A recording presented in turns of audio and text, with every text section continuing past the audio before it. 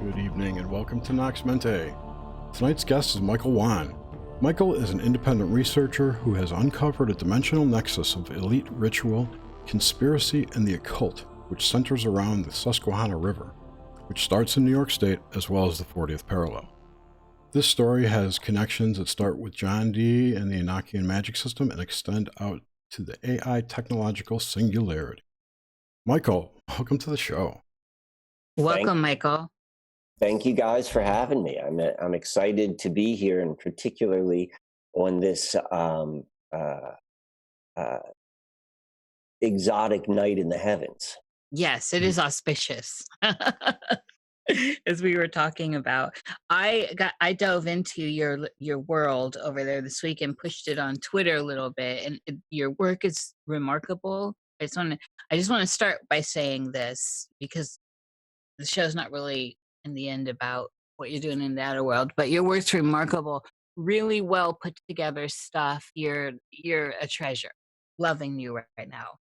Well, thank you. That's nice to hear, and it's interesting because there was a point in my life, like let's say 2 or 3 years, when both like the research and then learning how to share it, like to put it can be so heady, and to put it in a format which can hold an attention, because it's detailed, and it's in the detail where the real magic is.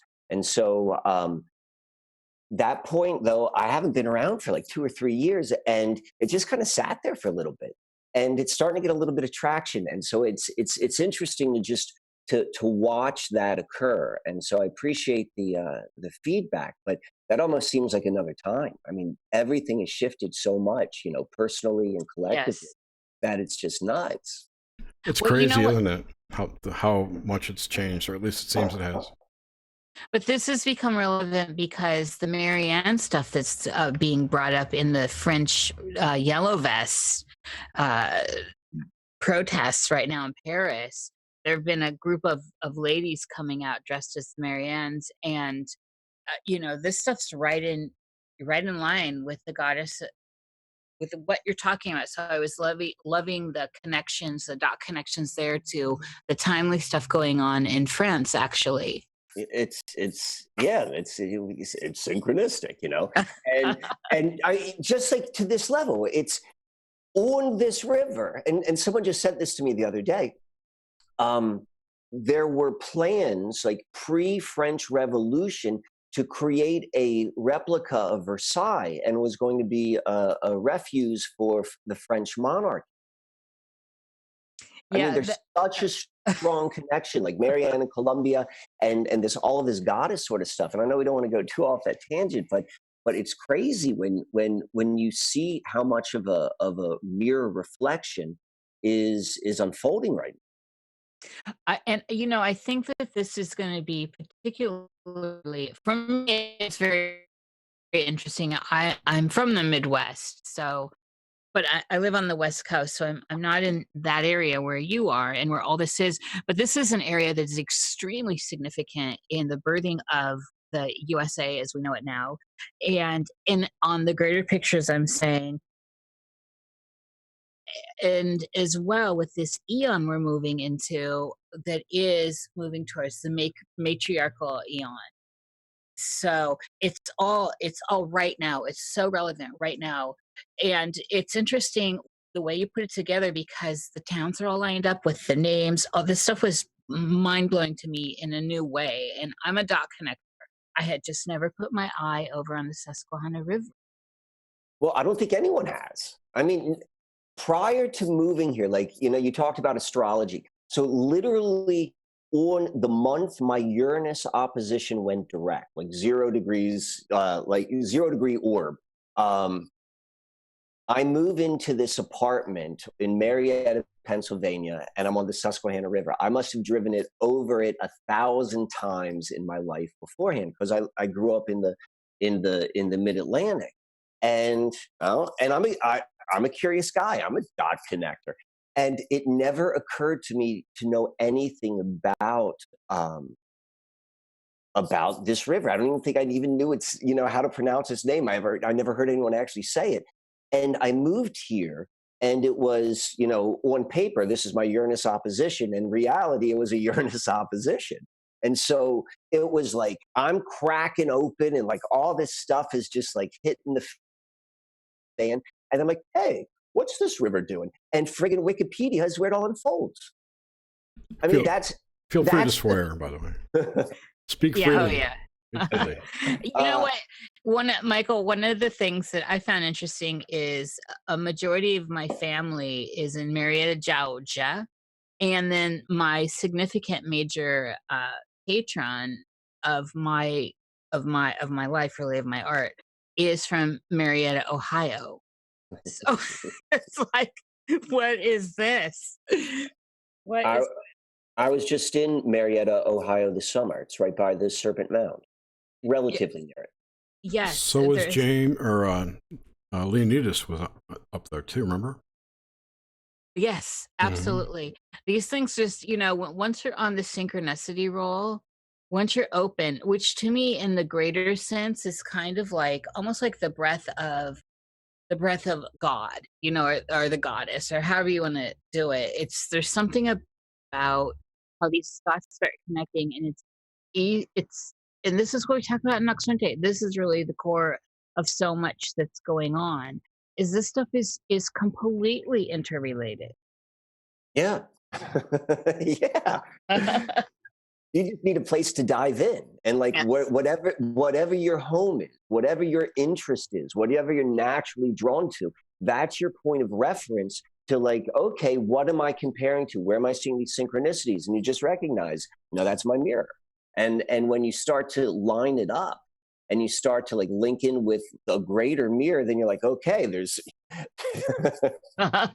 it's a dynamic. And that's a lot of where this work for me has gone, as it is this recognition of the relationship of inside of, our body, whatever the hell that is, and the outer world. And it's not so much like we're creating the outer world, or the outer world's creating us. It's this dance, and there are people who are messing with it, and there's like, I'm messing with it, and we're becoming more and more and more aware, I think, of like the shell game version of it, and then also becoming more aware of the realness of it. Yes, absolutely.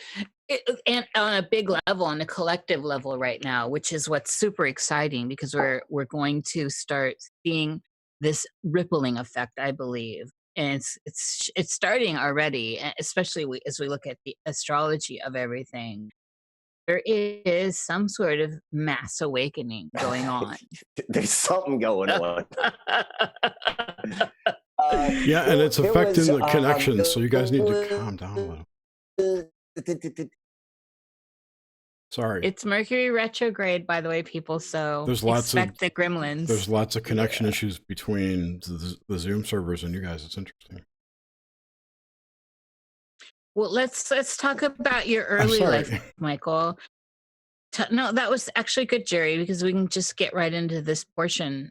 So tell us about the world, the earliest stuff you remember that sticks out, that it just pops right up, including dreams or even pop culture like cartoons and all that stuff. Did you have a relationship with nature, all that?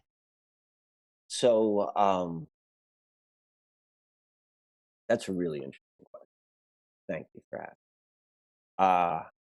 Really, starting about 7 or 8 years ago,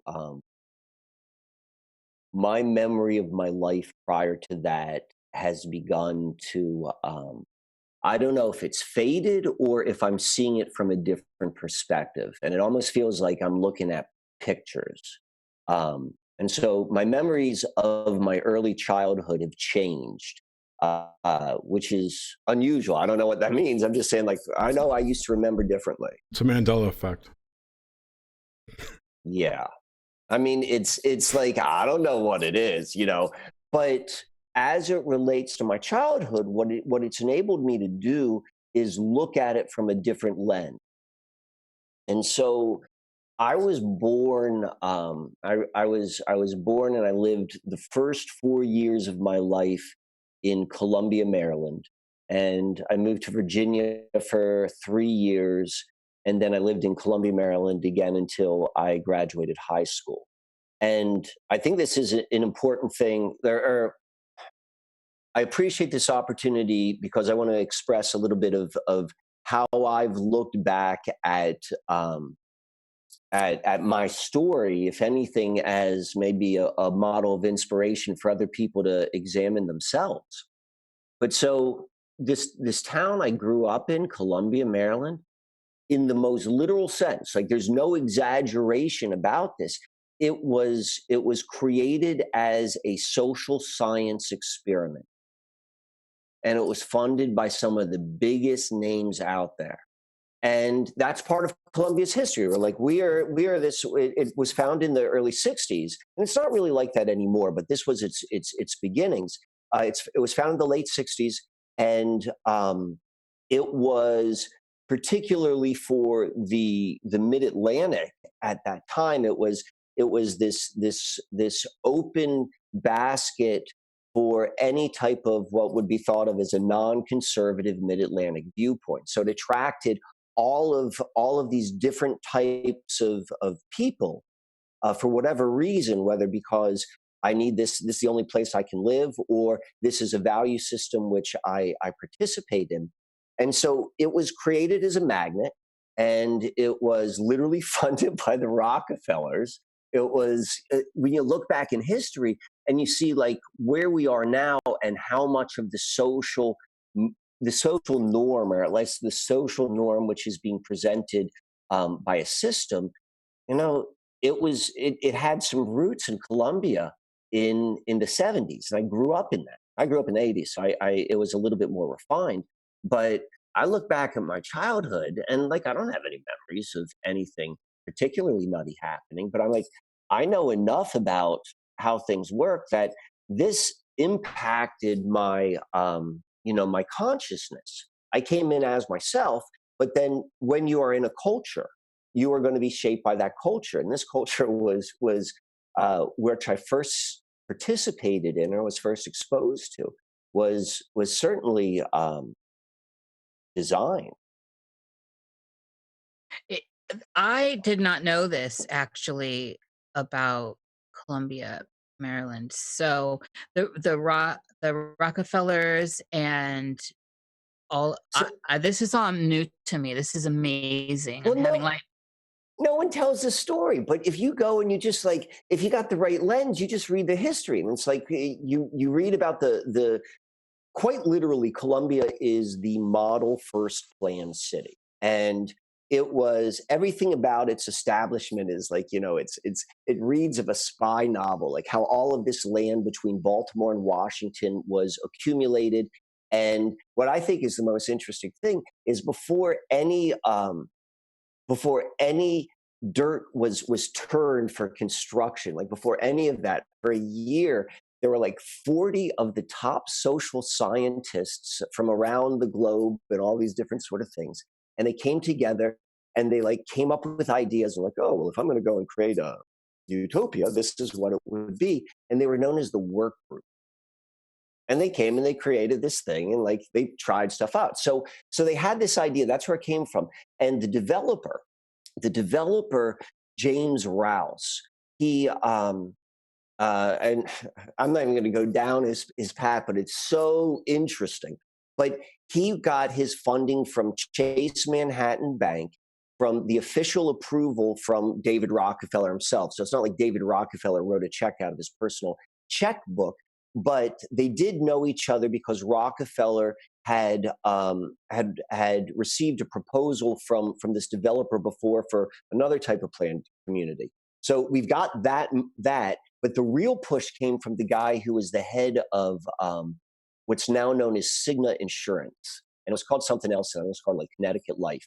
And this guy was like a huge player. His name was Fraser Wild. If you're familiar with Columbia, Wild Lake is named for Fraser Wild.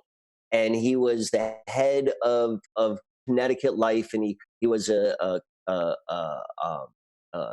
consultant to the Federal Reserve Bank. I mean, this guy was a heavy hitter, council relations sort of guy. And what his real passion was, and like what he did, which really made him a giant in the world of business, is he pushed and introduced this idea of corporate campuses. So like before that, like humans were looked at as automations. I put them in the machine and I get as much out of it with the human resource.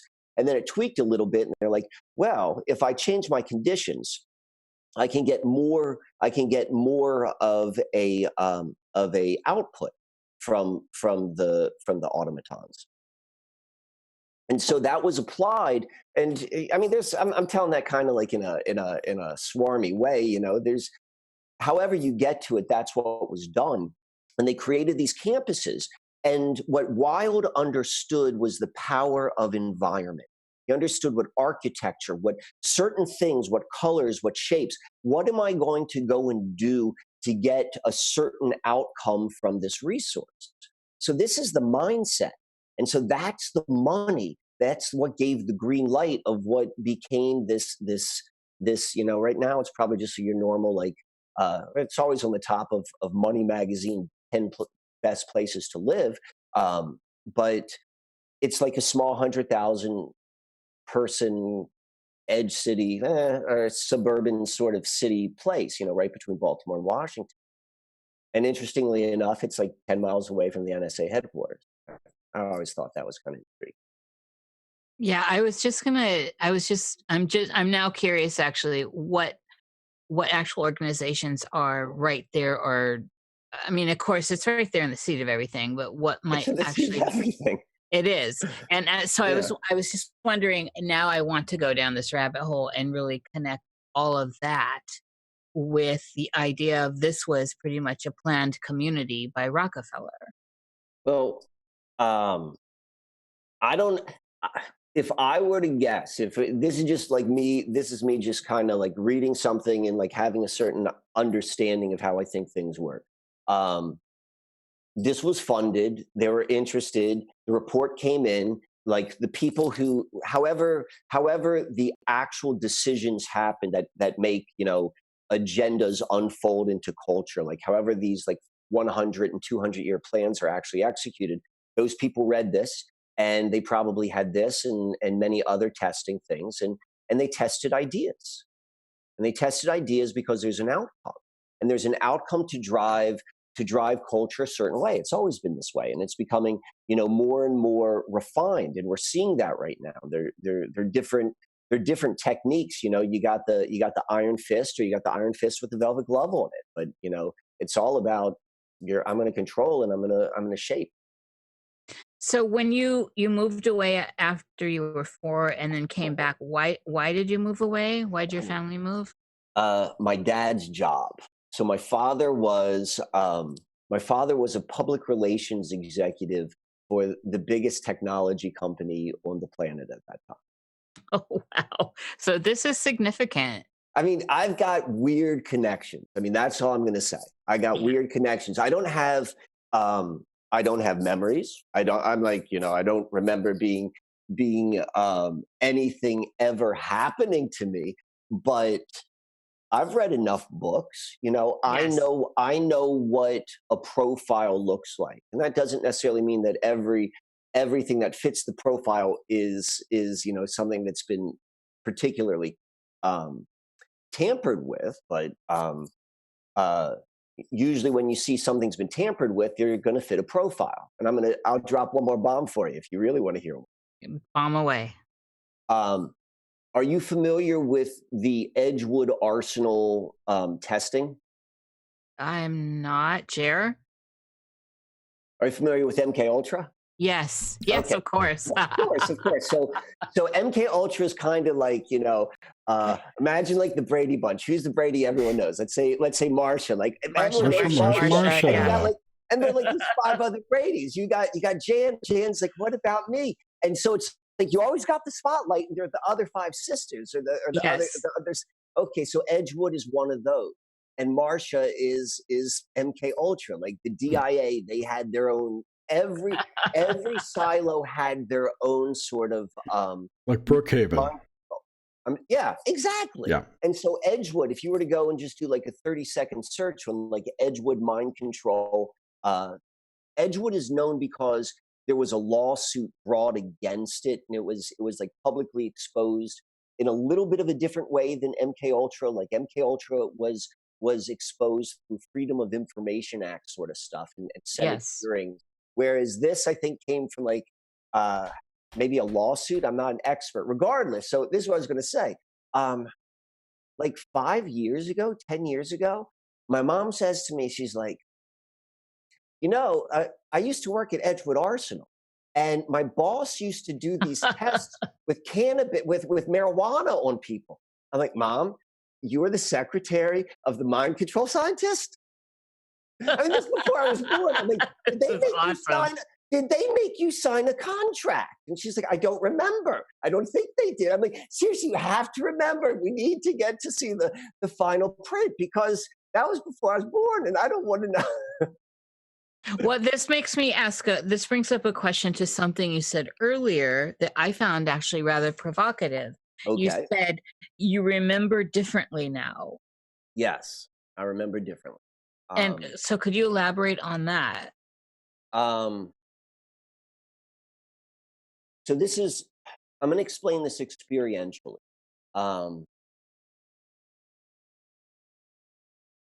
kind of remember who I used to be, and at some point I stopped being that person. And I'm not really certain when, where, how. And in this life? Yeah. Okay. Like 10 years ago. Okay. Well, some people remember other lives. I mean, it's an honest question. Yeah, no, and I appreciate that clarification, because I like to talk about weird stuff, but I'm always going to try to ground it in the most tangible reality, because it's so friggin' weird that the only way I can navigate it is through things which I can touch with my basic senses. You know, like I know that happened.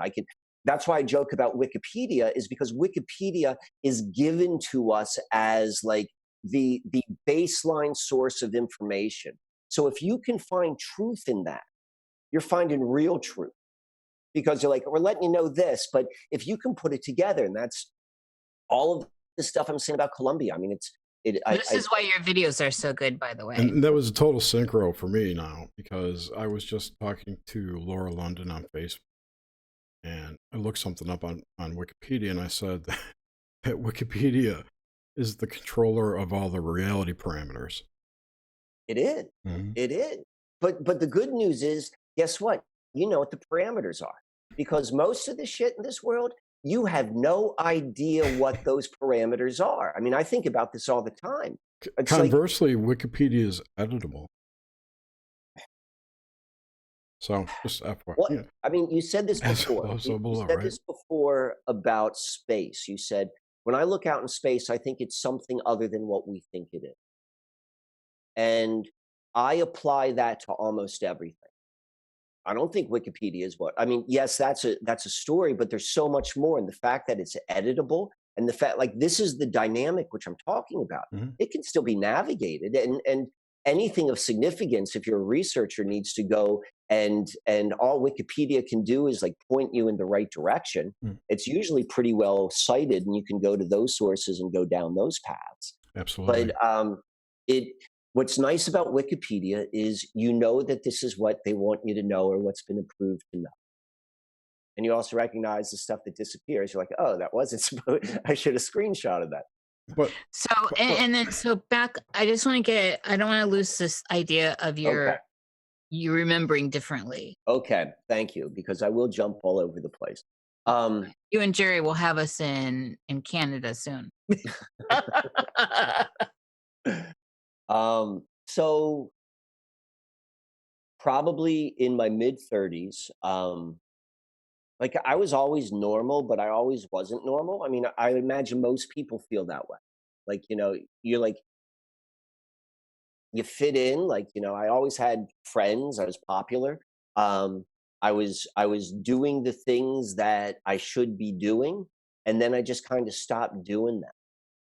And that started in my 20s. What I mean by that is like, you know, maybe career stuff and like, you know, I used to be really into that world. And when I start to look back at the companies I worked at during that time is really interesting considering what's going on in this world right now. But I stopped being that person. I don't know why. I just know that I did. And I always felt like present, but at some point, a turn, a corner was turned. Is that the phrase? Whatever that phrase would be about a corner, well, I did it. And Yes. it began with just one day I started making art. And if you see maybe in the wall behind me, like for like 3 years, I just started making these collage pieces, and that's all I did. And people are like, what? Like, where's this coming from? And then as soon as that really started to show itself, then I was like, no, I'm going to switch to something else. And I started and it started with this idea of a museum quality walking stick. And next thing I know, I started making these like really interesting and fantastic tools. And I didn't know what they were, where they were for. I just knew what to do. And I started making these leather bags. And like all of this stuff was happening. I'm like, this feels the most normal thing in the world. Like, why would not anyone do this? Like, you just take the leather and you cut it here and you sew here, and like there's a bag. Like, ugh. But I recognized that wasn't the case because not everyone was doing it. And as I was doing that, I could see different sort of like my relationship. I became a father during this time. So there's that impact. And then my relationship with my then wife, it was starting to change. And all of the relationships were starting to change. And it didn't feel like I was changing, but I could see everything changing around me, but I was doing more things. And then somewhere in that time, and the time I moved out of the house I was living with my then wife, that's when I stopped remembering. What year was that?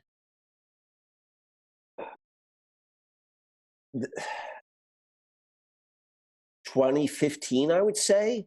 But the art is where it really began. Was 2010. And at that time, I was researching everything you could imagine. I was everything conspiratorial, everything psychological, everything spiritual, everything like anything you could imagine that could be researched. Like, I didn't go that deep, but I did it deep enough that I got a feeling for all of these different sort of things, and all of this stuff just starts pouring out of me. This is how I mean, I'm an artist too, and I feel like and when people say, well, what do you do, it's like I do anything I'm interested in. It's so you know, I would carve, I do fiber arts, I paint, I study painting, book arts. It just depends on what I'm interested in. Cooking's a fucking art. Hello, you know. It's So what you're describing is a skill set. The yes, skill set is learning how to tune into the frequency which we call artist. And what it is learning how to allow whatever that artist thing is to flow through you so you can do whatever you want to do. And it's like, yes, that's the most literal thing. Like, I'm not exaggerating. You're not exaggerating. It's like, I could do it to cooking. I could do it to gardening. I could do it yes. to anything because I just know how to do it. And that's a skill set. There was once a time I couldn't do it, and now I can. And see, I feel, and my stance has always been on this, I feel that this is a skill set that is available to anyone if they tune into it, into this frequency. And I think You- that's. I think if you just, well, I'm sorry. Please. I just wanted to say, though, that I've had a lot of hobbies, things I'd like to get into, and I will really dig into that and focus on learning that skill before it becomes boring, and I'll move on to another one. But yeah, I totally get that. It's a mindset more than anything. And I'm suggesting the mindset is the skill.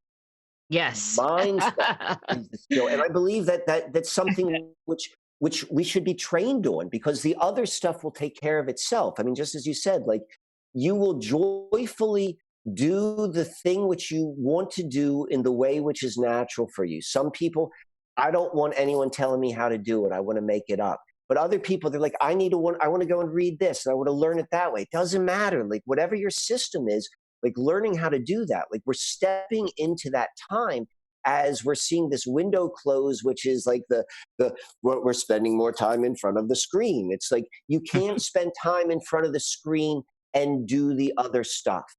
Right, right. Well, and this is one of this is, I think, one of the great cruxes of this time too. There is something about crossroads when we start talking about where our energy, our mind energy flows. Yeah. And this could tie back into so much stuff. So speaking of tying back, let's get back to you as a small kid and All right. and these pictures of your early life.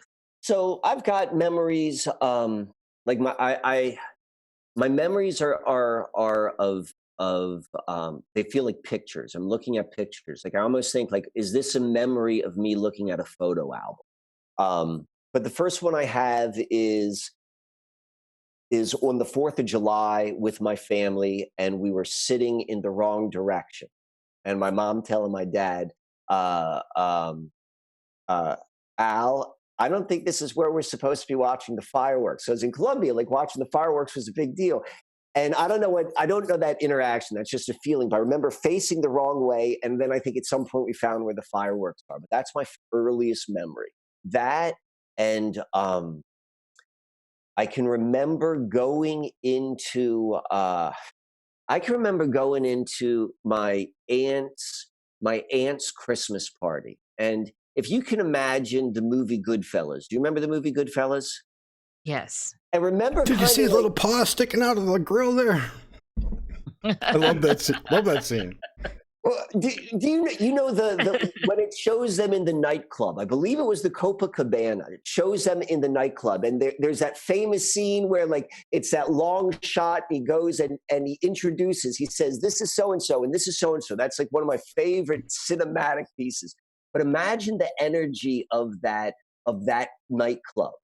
So I can remember I was tall enough to walk, but short enough that my head would be underneath my mom's butt, and walking into, like, this row house in Baltimore, and it just feels like this bright red light and, like, darkness and smoke, and, like, 50 drunk people, like, having the time of their life, and I'm this little kid, and they're just like, Mikey, and I just remember hiding, and I was like, I can't handle. I got a Cancer rising and a really, really, really sensitive moon. Like, that sort of, like, attention on me is hardcore. What's your moon? Well, it's Gemini moon, but it's 12th house, and it's yes, and squared Mars in the 9th house. Oh my. Oh. And so it's That's like, I'm funny. sensitive. That's interesting. I'm not going to sidetrack you on all that. Very interesting. That was part of the whole, like, memory kind of changing, was really taking an understanding of my own chart from a new lens. It's like, I'd been studying my chart for, I don't know, like, at least 5-10 years before that, to varying degrees, all self-study.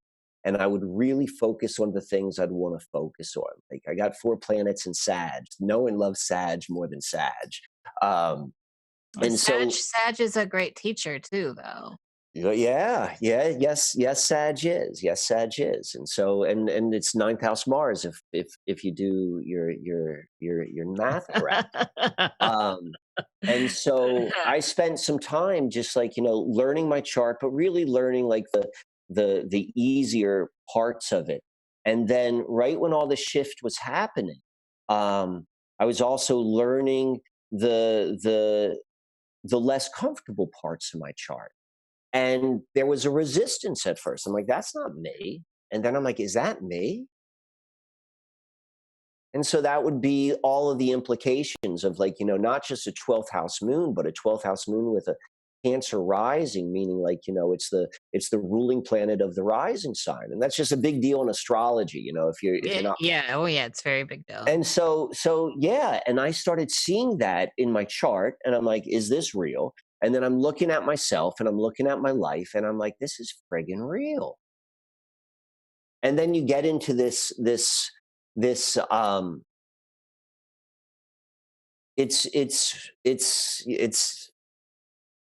What's your is sun and what house is it in your natal chart?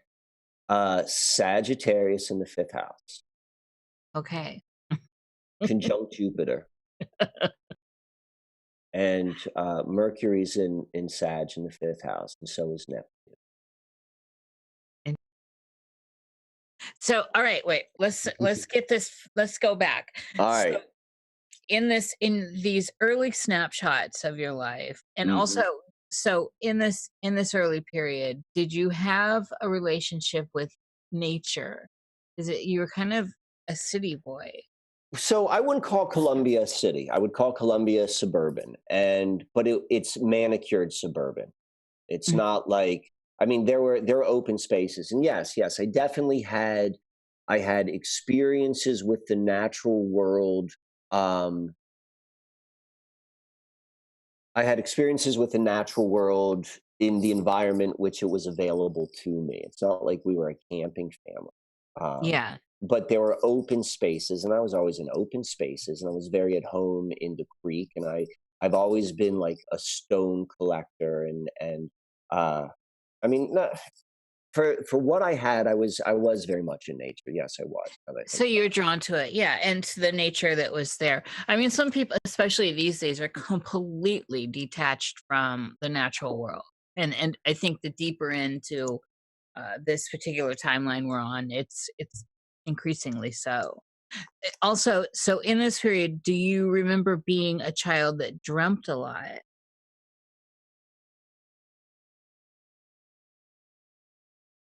Michael? now I'm back. Can you hear me? Yeah. Do you remember being a child that dreamt a lot? I don't I know that dreams were very important to me, so I have to assume that I dreamt a lot, but I don't remember any of my dreams as a child. Well, that's all right. What's Yeah, significant there is that you say they were important to you. So you were thinking about what was going on with them my and dream, pondering. yes, yes, and my entire life, I've always held a great reverence for the dream world. So back here in the early days, did you so kind of in all this, did you have fears like the standard ones under the bed, the closet, the dark, any of that stuff? Oh yeah, I was just talking about this yesterday. Synchronicity zinger. Um, so I had three. These are the three ones which I can really remember. So I have a memory, and so this is when I was in Richmond. So I had to have been between. I couldn't have. I was younger than first grade, and there was a Bible book, like a children's Bible book, in our household, and it was light blue, and it had a picture of. I'm pretty certain it was Abraham, and he was going to sacrifice whatever son he was going to sacrifice. He was on this like stone bed. And I remember, like, as a kid, I'm like, what is this going on? So that always caused me, I don't know if that was a fear, but that is one of the few memories I hold. And so I know that had to have been significant. I had a Mhm. great fear of the albino from Foul Play. If anyone Oh can remember yeah. the movie Foul Play, that albino freaked me out like nobody's business. And Hmm. then there was a made for TV movie called Salem's Lot. I mean, this is Yes. like Yes. 82, 83. It And was they're like, scary. and there are these two kids floating at the window. Yeah, Yes. And like, it was creepy scary though. It wasn't just scary. You obviously remember Trilogy of Terror too with Karen Black. Karen Black, so hot. I just remember those two floating kids, and my parents would bring back like the eye blindfold that you would wear when you would take a long flight. And I used to sleep with them as a kid because I was so terrified of being able to see the floating children from Salem's Lot. And when you think about that, let's go to like Hollywood is magic. Like, how did that get in my psyche so strong? Like, that's powerful stuff. And I'm not the only one who did. No, Salem's Lot was genuinely for me. I'm guessing you're a Gen Xer, obviously. Yeah, it's born 71. And so am I. So yeah, there we are. We're right there in the same period. This is why I think Stephen King isn't a programmer of the system. Salem's Lot was so freaking scary. And in particular, what sticks out for me is the friends floating outside the window, tap, tap, tap. That scene has never left me. Never. To this day. I got the same hypnosis. It went in the same place. Like, however they got that to link. I know. Wherever I give my 4 points, like, job well done, Yeah. Yes. Oh, that's really great, Michael. That's really great. And so on that note, were you attracted to like horror and sci-fi and any of that stuff a little bit later on? Never. As a child, I was really preteen. My father and my sister were really into horror film, and obviously the age which I was growing up, like probably from like 9 to like 12, 13, like the biggest thing to do for kids in the suburbs was to watch HBO on the brand new cable that just came into the block. Yes. And everyone would all they would do is watch these horrible horror films, like, My Bloody Valentine, and I'm Gonna Kill You Tomorrow, whatever they're called. And like they were, and like I would watch them, like I'd come along, like I wasn't gonna be the guy, I wasn't gonna be the only one who wouldn't watch it, but that shit fucked me up. I did not like it. It definitely was very, very it was not a psychological fit. For me it was, I've never been a slasher person, so I still don't need those images in my head and I look away. But the psychological horror has always attracted me in a strange way. Oh, I agree completely. Terrifying on a psychological level. Just, I don't know. And my art today still mirrors that kind of early programming. Speaking of psychological horror, what's your relationship with psychedelics? Mild, I would say. I've been to Peru, and that was a big part of this change. And I went to an ayahuasca retreat. I've done ayahuasca 4 times. I've probably done mushrooms maybe less than like 15 times. And I think ayahuasca pretty much, you had the breakthrough experience you needed. Yeah. Mm-hmm. Cool. So do you experience the elves that they talk about? The elves? No. Not ayahuasca, I don't think. SDMT, right? Yeah. Okay. Yeah, I get it. Ayahuasca, you meet the mother, right? The female entity. Or whatever. Well, what was your experience with that? Yeah, well. I mean, that's that. That's a whole show in and of itself. So, are you interested in like personal growth or interested in like crazy story? In visuals that you saw. I'd rather hear the crazy story. But that's me. But that's what wraps around the visuals of what went on. So I was strained, like I've got more of a feeling sense visual. It's hard to explain. Like I think we all have a unique sort of inner world experience. And I would describe mine as not so much visual as much as like experiential. Like I could remember there was a big part of my ayahuasca experience that I was walking in a maze, and there were visuals, but it was more of the experience that it felt internally of walking in the maze. That was really where my the strongest part of my visceral experience was. Did you encounter other beings, other life? Mm-hmm. Yes. So what were those experiences? What were they?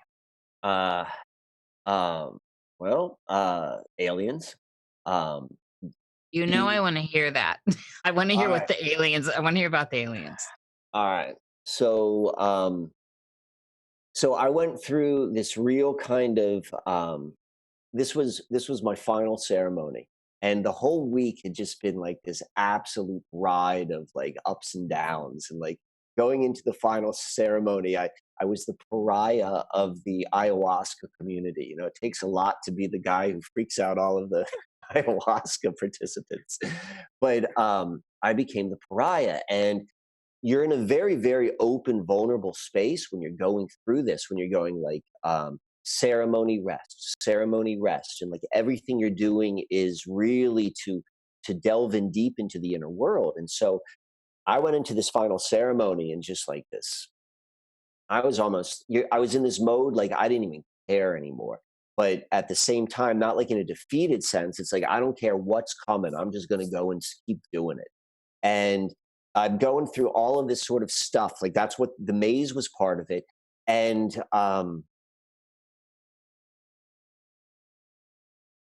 there's some other things that happened. And then I was experiencing, it was the most real experience I was having. And I was aware of where I was physically, but I was also aware of where I was not physically. Um, and they felt very much the same, but I was on a like an alien surgical table. It was strange. I don't have alien experiences in my memories, and it was the most clear thing I ever experienced. And um, it felt like they were doctors. It felt like they were doctors, and it did not feel intrusive. It didn't feel like I was being probed. It felt more like I'd been born, maybe, like I was cared for as you would. Um, uh, uh, like as a child, and then I just remember purging. Were you still so when you say I through all of this, was it still associated with your persona of who you are, Michael, in this reality, or was it a bigger you? It was just experience. It was like awareness. It was consciousness. Yeah, that's So what I was expecting to hear about. You know, I don't know. Sometimes people's egos are so hard to shed, and persona and all that.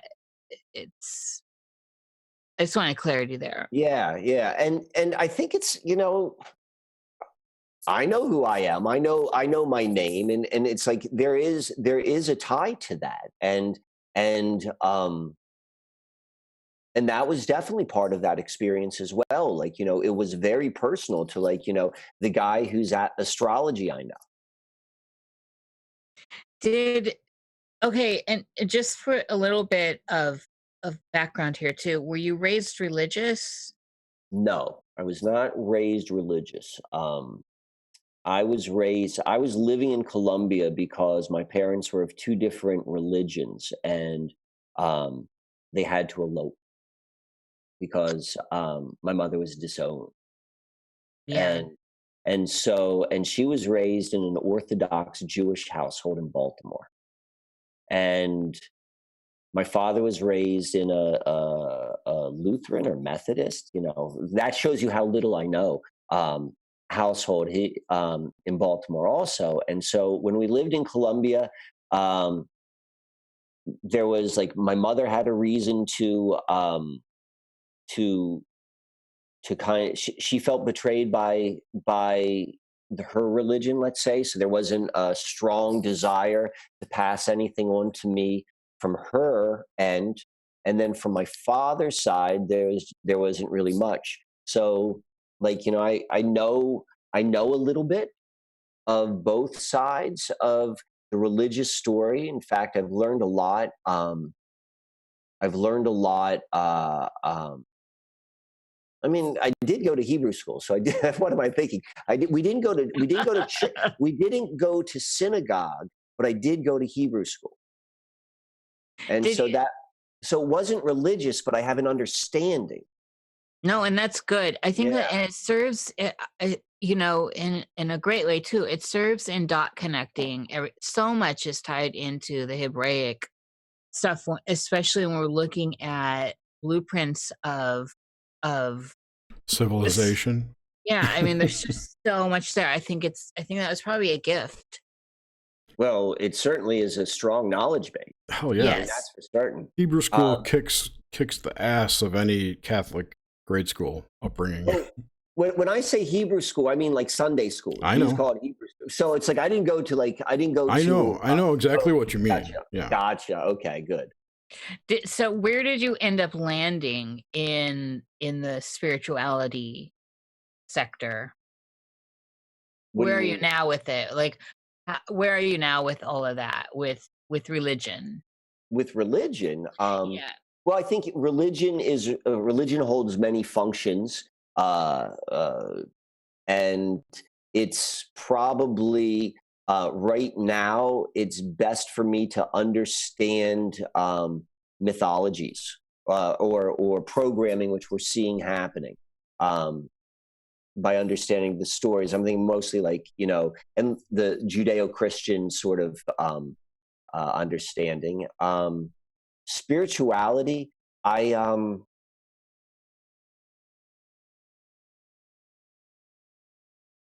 it's important to me to recognize how I connect into something bigger than what I'm in. So my understanding and my approach has a lot to do with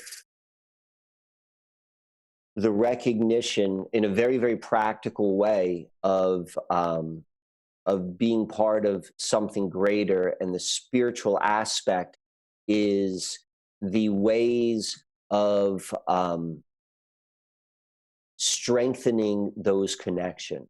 And so to me, I mean, it's a big question, but like in a simple way, or an easy way to articulate is, and this is all the Susquehanna mystery sort of stuff, and this is what I learned from that, is one is the understanding of the environment we're in. So like when you're talking about nature, like, and what we said earlier, like recognizing that nature is way more than what we think it is. And then secondly, understanding our placement in the known macrocosm or the heavens, or like, the viewable outer space, whatever that may be. Well, I always ask that question, but I just wanted to, in light of the work you've done, especially with the Susquehanna stuff, there was no sense of preachiness, which I really appreciated. And it allowed for, although I don't have baggage there, I just let stuff roll off my back. But I didn't sense a narrative that you were pushing towards a religious sort of, get right with God kind of stuff that can happen with some of these dot connecting type documentaries and people presenting information about especially the early foundation of stuff that's gone on that gets thrown into the Masonic pool and all that. Well, thank you for recognizing that, and that was very purposeful. There was, I mean, I certainly have my own opinions, and when I present the information, I try to remove my opinions as much as possible, and just provide facts. And it's a narrative, and like that's all it is like look at these dots. Yes. To me, though, and that's very much how, I mean, you can't study conspiracy and for 15 years or 20 years and discover something like this without having, a certain perspective. But when you get past the story, when you get past that, like really sexy, like, conspiracy aspect, and when you get like maybe through a little bit of like the woo-woo mystical, you come to this question, at least I did, which is like, well, why would this work? At the core. What did they know about our environment that is not being shared with us? Mm-hmm.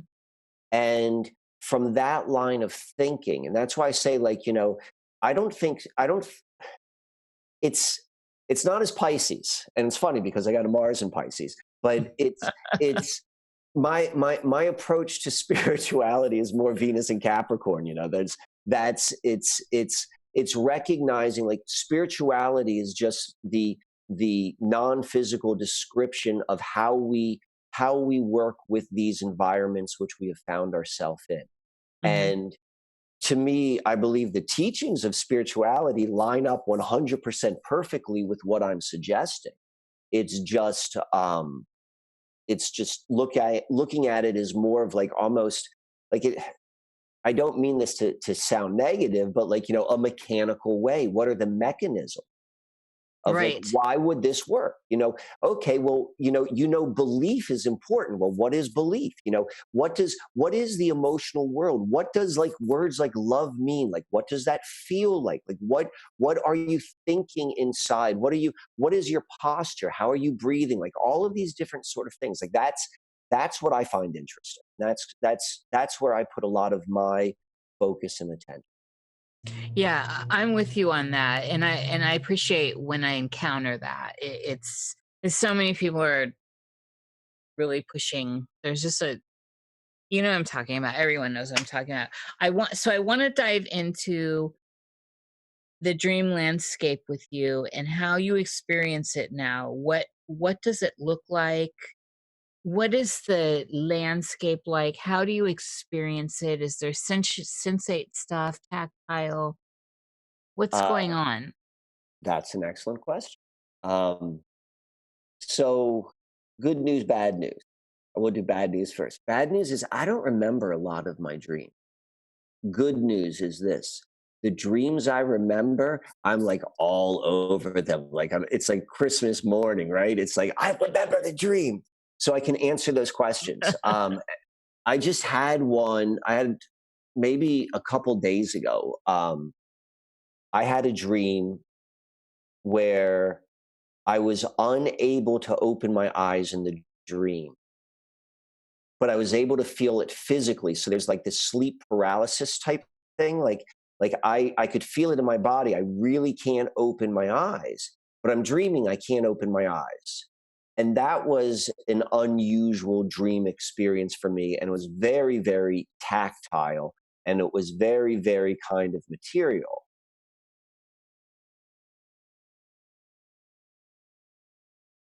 Did I lose you? She's digesting, or she dropped off, or she's muted No, and didn't know it. I clicked the wrong thing. Yeah. So when you said open your eyes, let me get clarity on that. You Okay. realized you could open your eyes within the dream. That's an excellent question.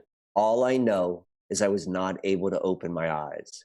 So whatever the lead up to me needing to open my eyes, I'm not certain. But my sense is I wanted the dream to end. So that experience is common for, it's like what leads up to you leaving your body. All right. In a lot of cases, when people want to like astral projection, they'll get into that state when they can then leave their body.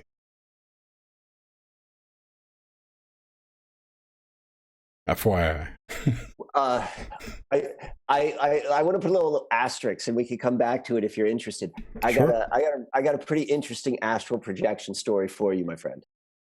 But keep asking the questions about the dreams. Yeah, we'll get to that, and I'm marking for sure. I'm glad you have one. So, when the dreams that you do recall, is it color? Are you able to smell or read when you're presented with glyphs? My dream world's a feeling dream world. So it really is other senses coming in. Right. And that. it's almost hard to and in a lot of ways it's kind of like how I was describing ayahuasca. It's I don't necessarily have the vocabulary to describe the experience I have. There's an experiential quality to it that I feel both emotionally and in my body, but I know I'm dreaming. Yes. And this is one of the main reasons why I constantly am asking, what was the mood? That I just feel like for people that feel and have that sense going on, and I'm one of them, what is the mood? uh, also, so are there places within the dreamscape that you have reoccurrence with, that are familiar, you know them, even though they may have shifted? Yes, I do.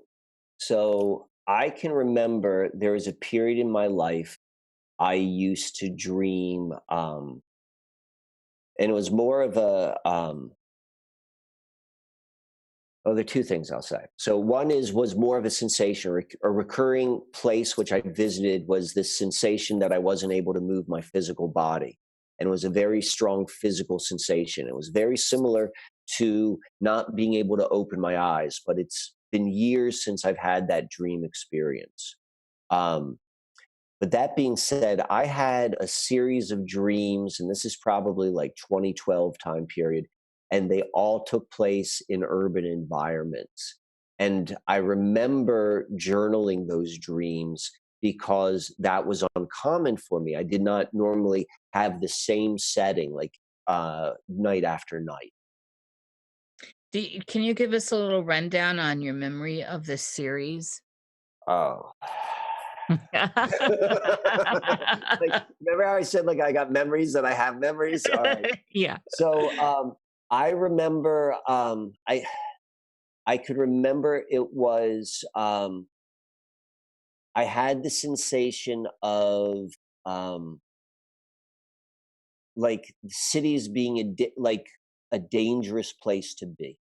Like a escape from New York type quality. Um uh there was it wasn't like it wasn't from like government forces, or it wasn't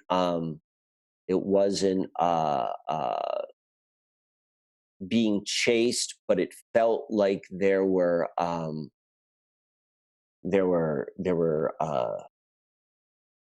like people or gangs, let's say, and you had to get around them, and that the whole city was like that, and there was like a movement throughout the city after like one area to another, and I can remember having that dream recurring for many nights. There weren't any blue bubble transportation things, right?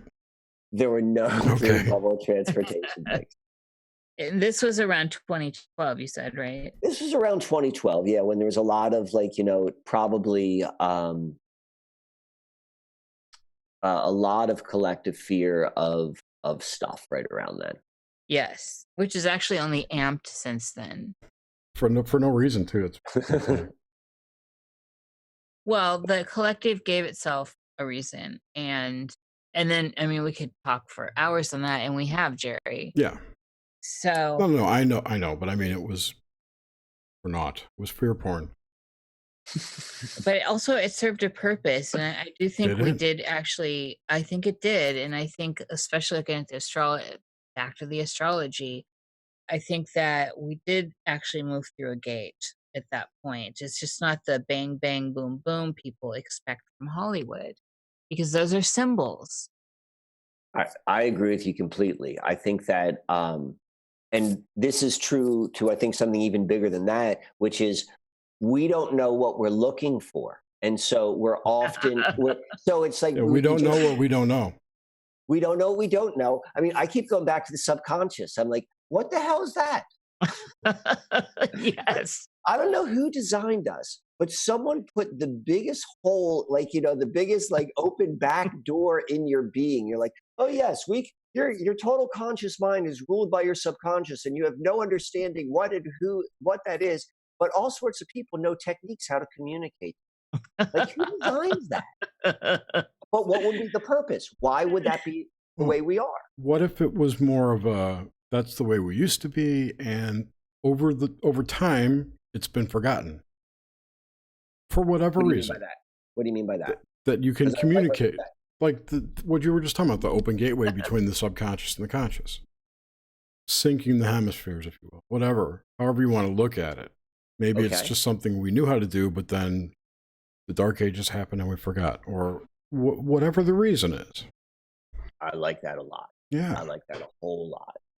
And I think that's what we're doing right now. And a lot of like the Susquehanna mystery stuff. Goosebumps. No, I is was just talking about this like 2 days ago with somebody. I don't remember who, but I completely agree. Go ahead. I'll shut up. the whole thing with when I said before, it's like, why would this work? Is this kind of like what we're just talking about? Is there was once a time. I mean, the only way. This is just a feeling. I mean, this is no different than a feeling I have in a dream. This is no different than a feeling I have on ayahuasca. This is no different than the feeling I have that I know how to make leather bags. It's like it's a feeling, you know. And that feeling is there was once a time that people in bodies like this knew how to interact with the environment in a way which we don't quite grasp. And it's so far outside of our viewpoint because we're told to look over there. Like me as a child, like we're sitting with my family, we're looking in the wrong direction for the fireworks.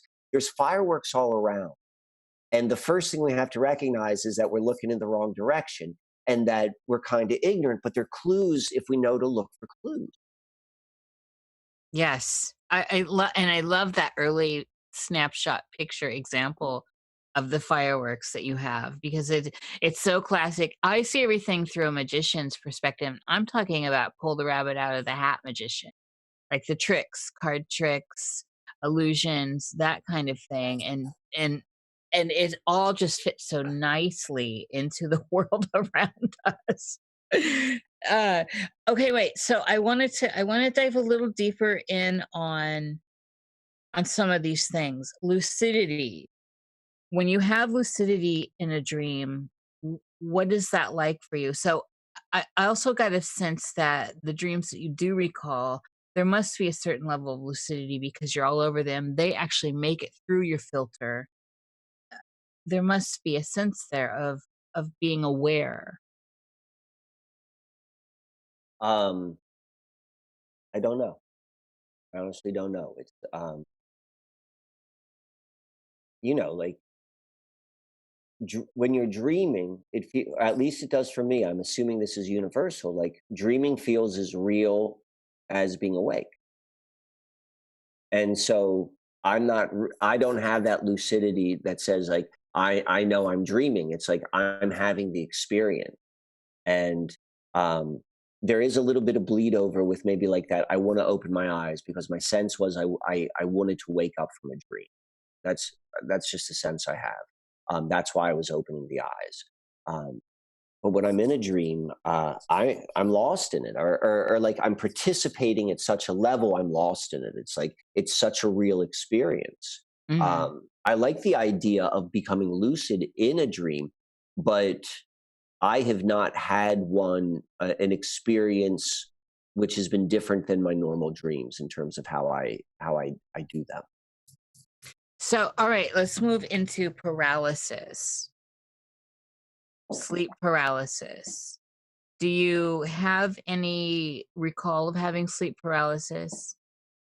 The closest thing I could do is well,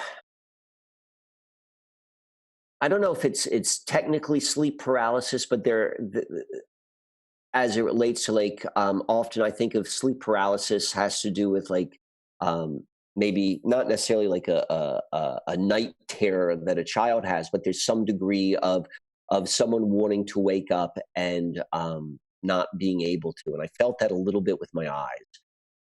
But I have felt, as I said before, that I've been in water and I've wanted to move faster. And that was very physical for me. And I wasn't able to move my body. I know that there have been times I've punched out in dreams or like moved my hands. Um, but sleep paralysis is not a recurring dream experience for me. Okay, so when you say punched out in dreams, what do you mean by that? Uh, like if someone's in bed next to me that I'm like, oh shit, did I just hit you?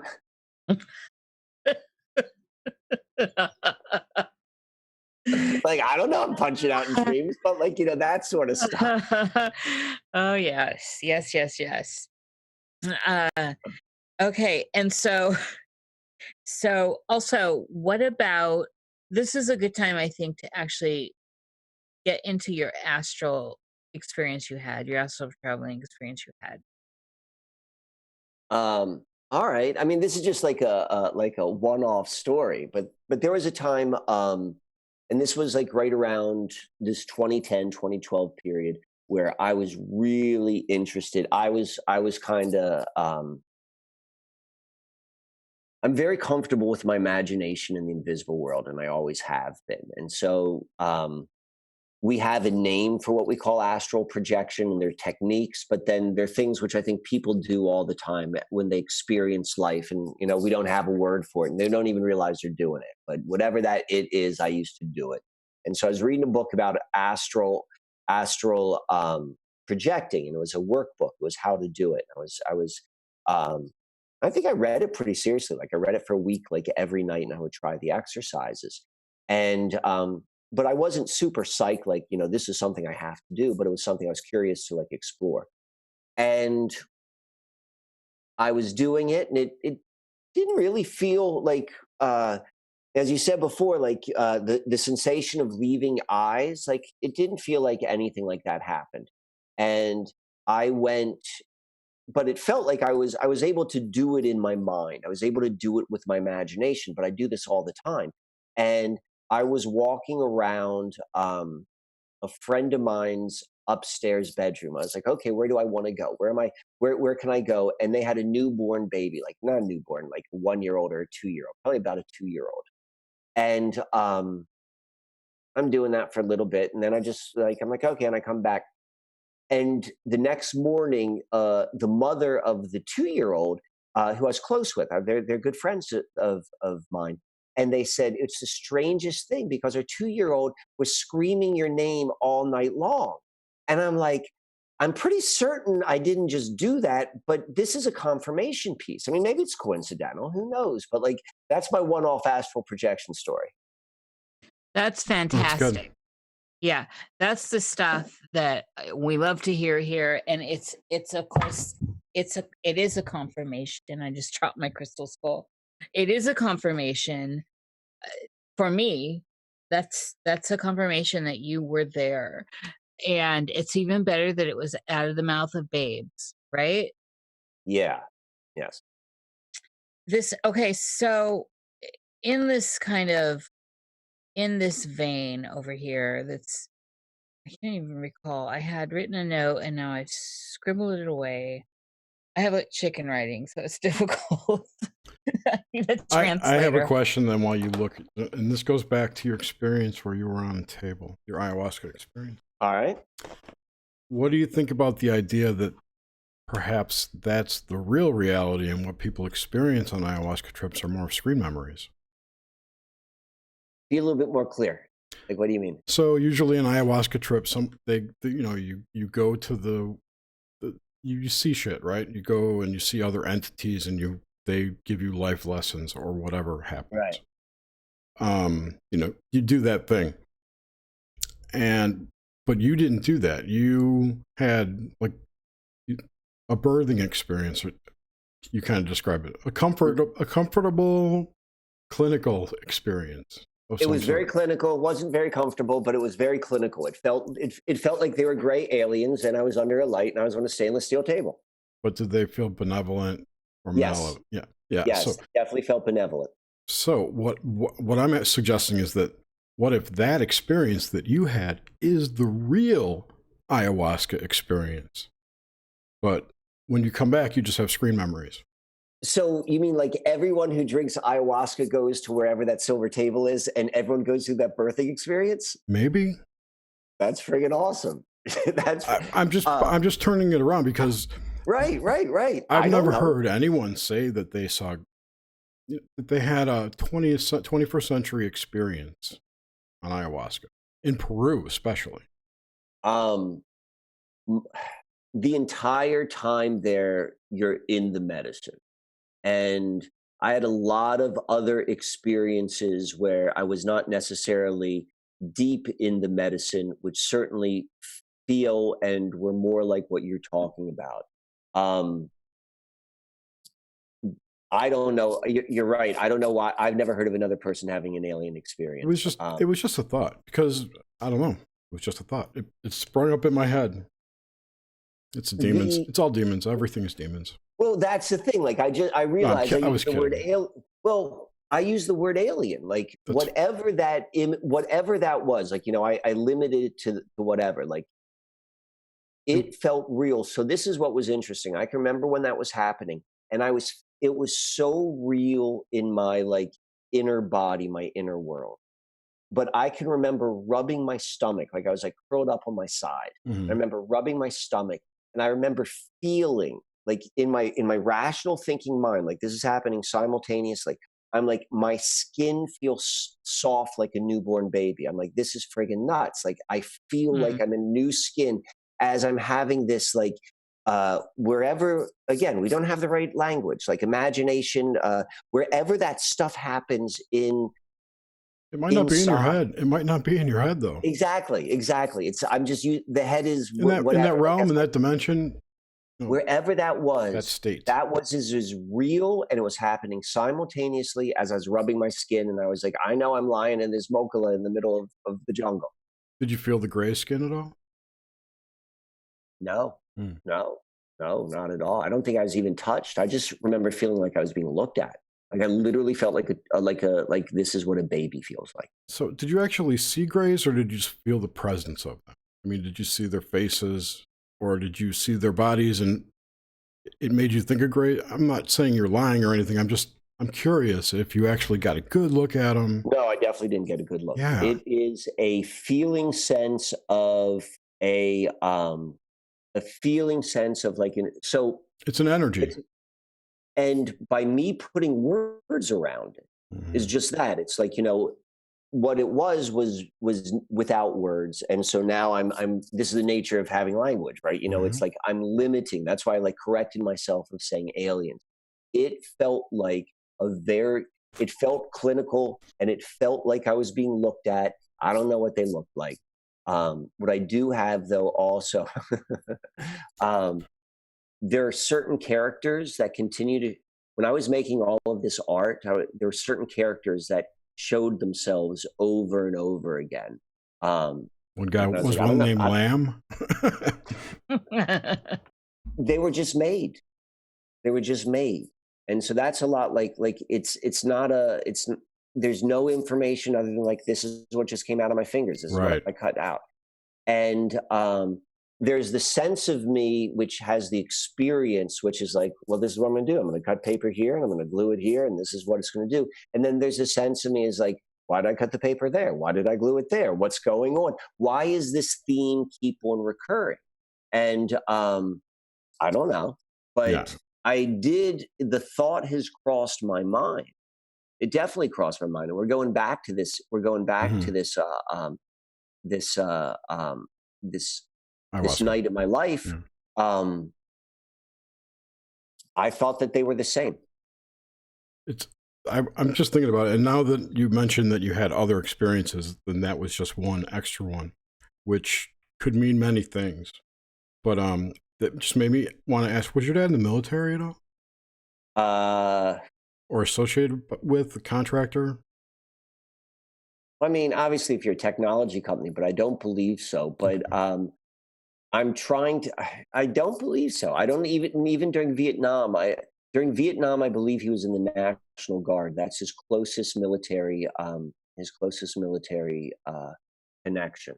And the only reason I ask is because what if that was an experience or close to an experience that you'd had that you'd repressed that you needed to clear to move forward?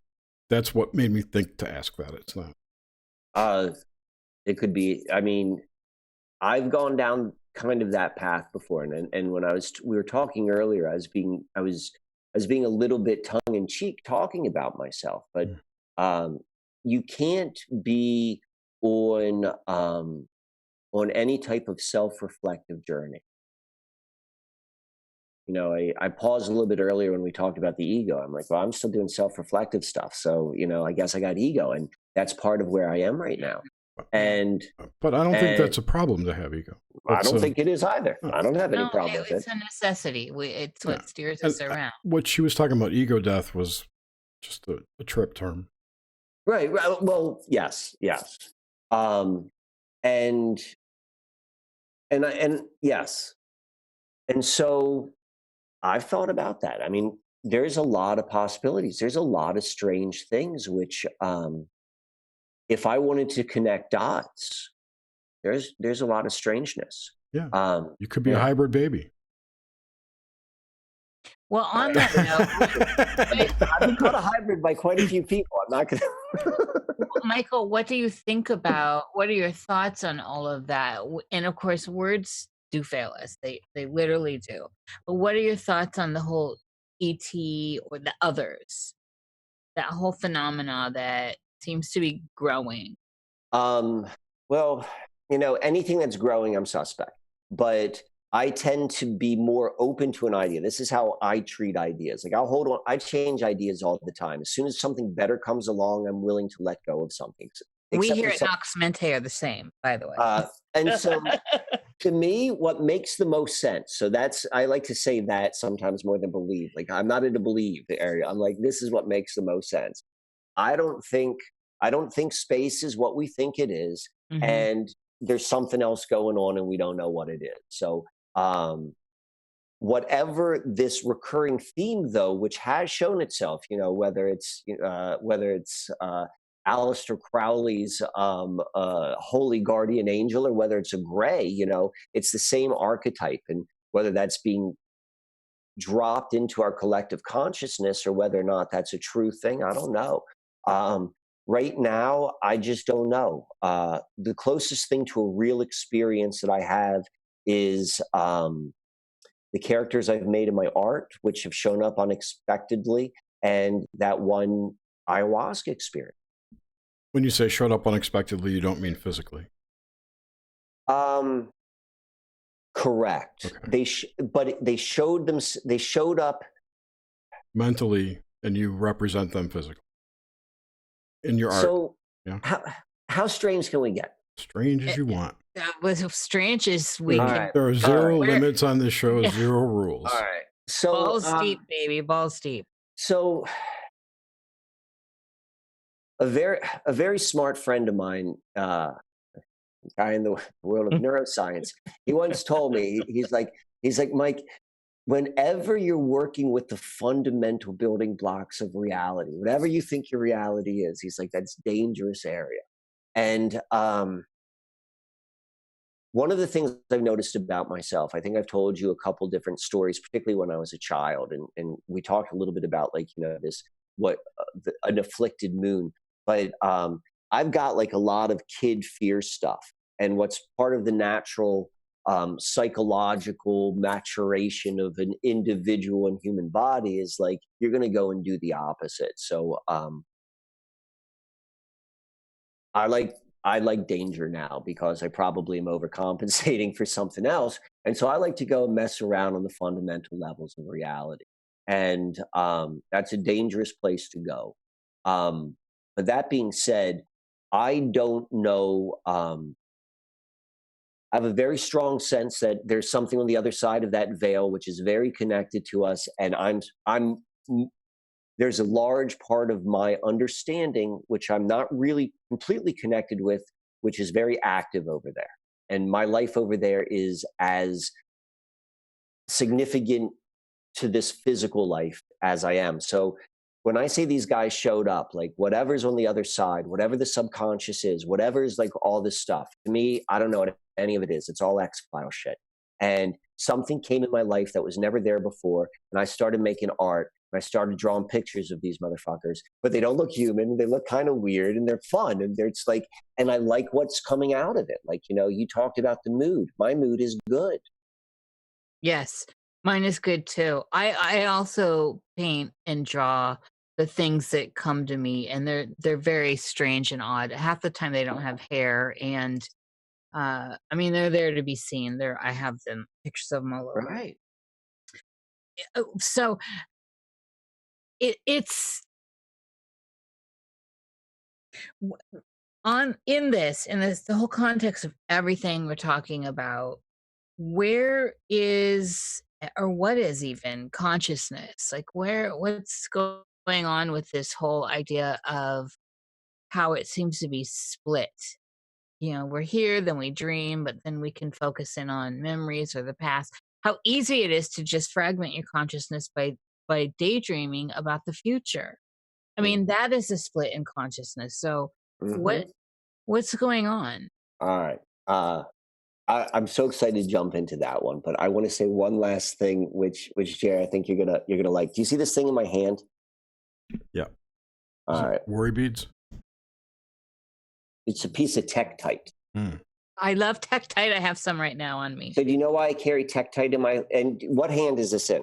The left. It's in my left hand. Okay, so I'm right-handed, so my left hand is known as my receptive hand, right? Right. Yes. And so Tektite, do you know how Tektite's made?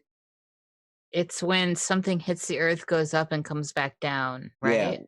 Yeah, it's like something from outer space hits the earth, it creates this huge explosion, all this like molten matter like shoots up in the atmosphere, and then it rains down, and it solidifies during the rain, or at least that's what they tell us in the history books. So And is it filtering the frequencies coming in? so all I know is this has outer space material in it. Yes, I don't know about outer space. exactly. So I wear this in my left hand because I don't know why. All I know is I'm supposed to fucking wear this in my left hand. Dude, I'm so with you. And every time I do a starboard reading, every time I do something which I know that I'm to give information, I wear this. And whatever this tunes me to, whatever this is a physical representation of whatever frequency is, like, I don't think about it. Like, no one shows up in my head, but something's shown up in my head because I don't stop doing this. Yeah. I noticed a big difference when I started adding tektites and oh my goodness, the moldavite. I've had moldavite jump out of my ear, an earring jump out of my ear with witnesses. Yeah. It's like, what? Okay, I'm gonna take you off for a minute, Maybe it just couldn't possibly deal with the amount of negative energy that it was up against. In that room, it's possible. It is definitely possible. That was kind of a weird situation. Anyway, so consciousness and how fragment. Okay, so again, this is how I approach it.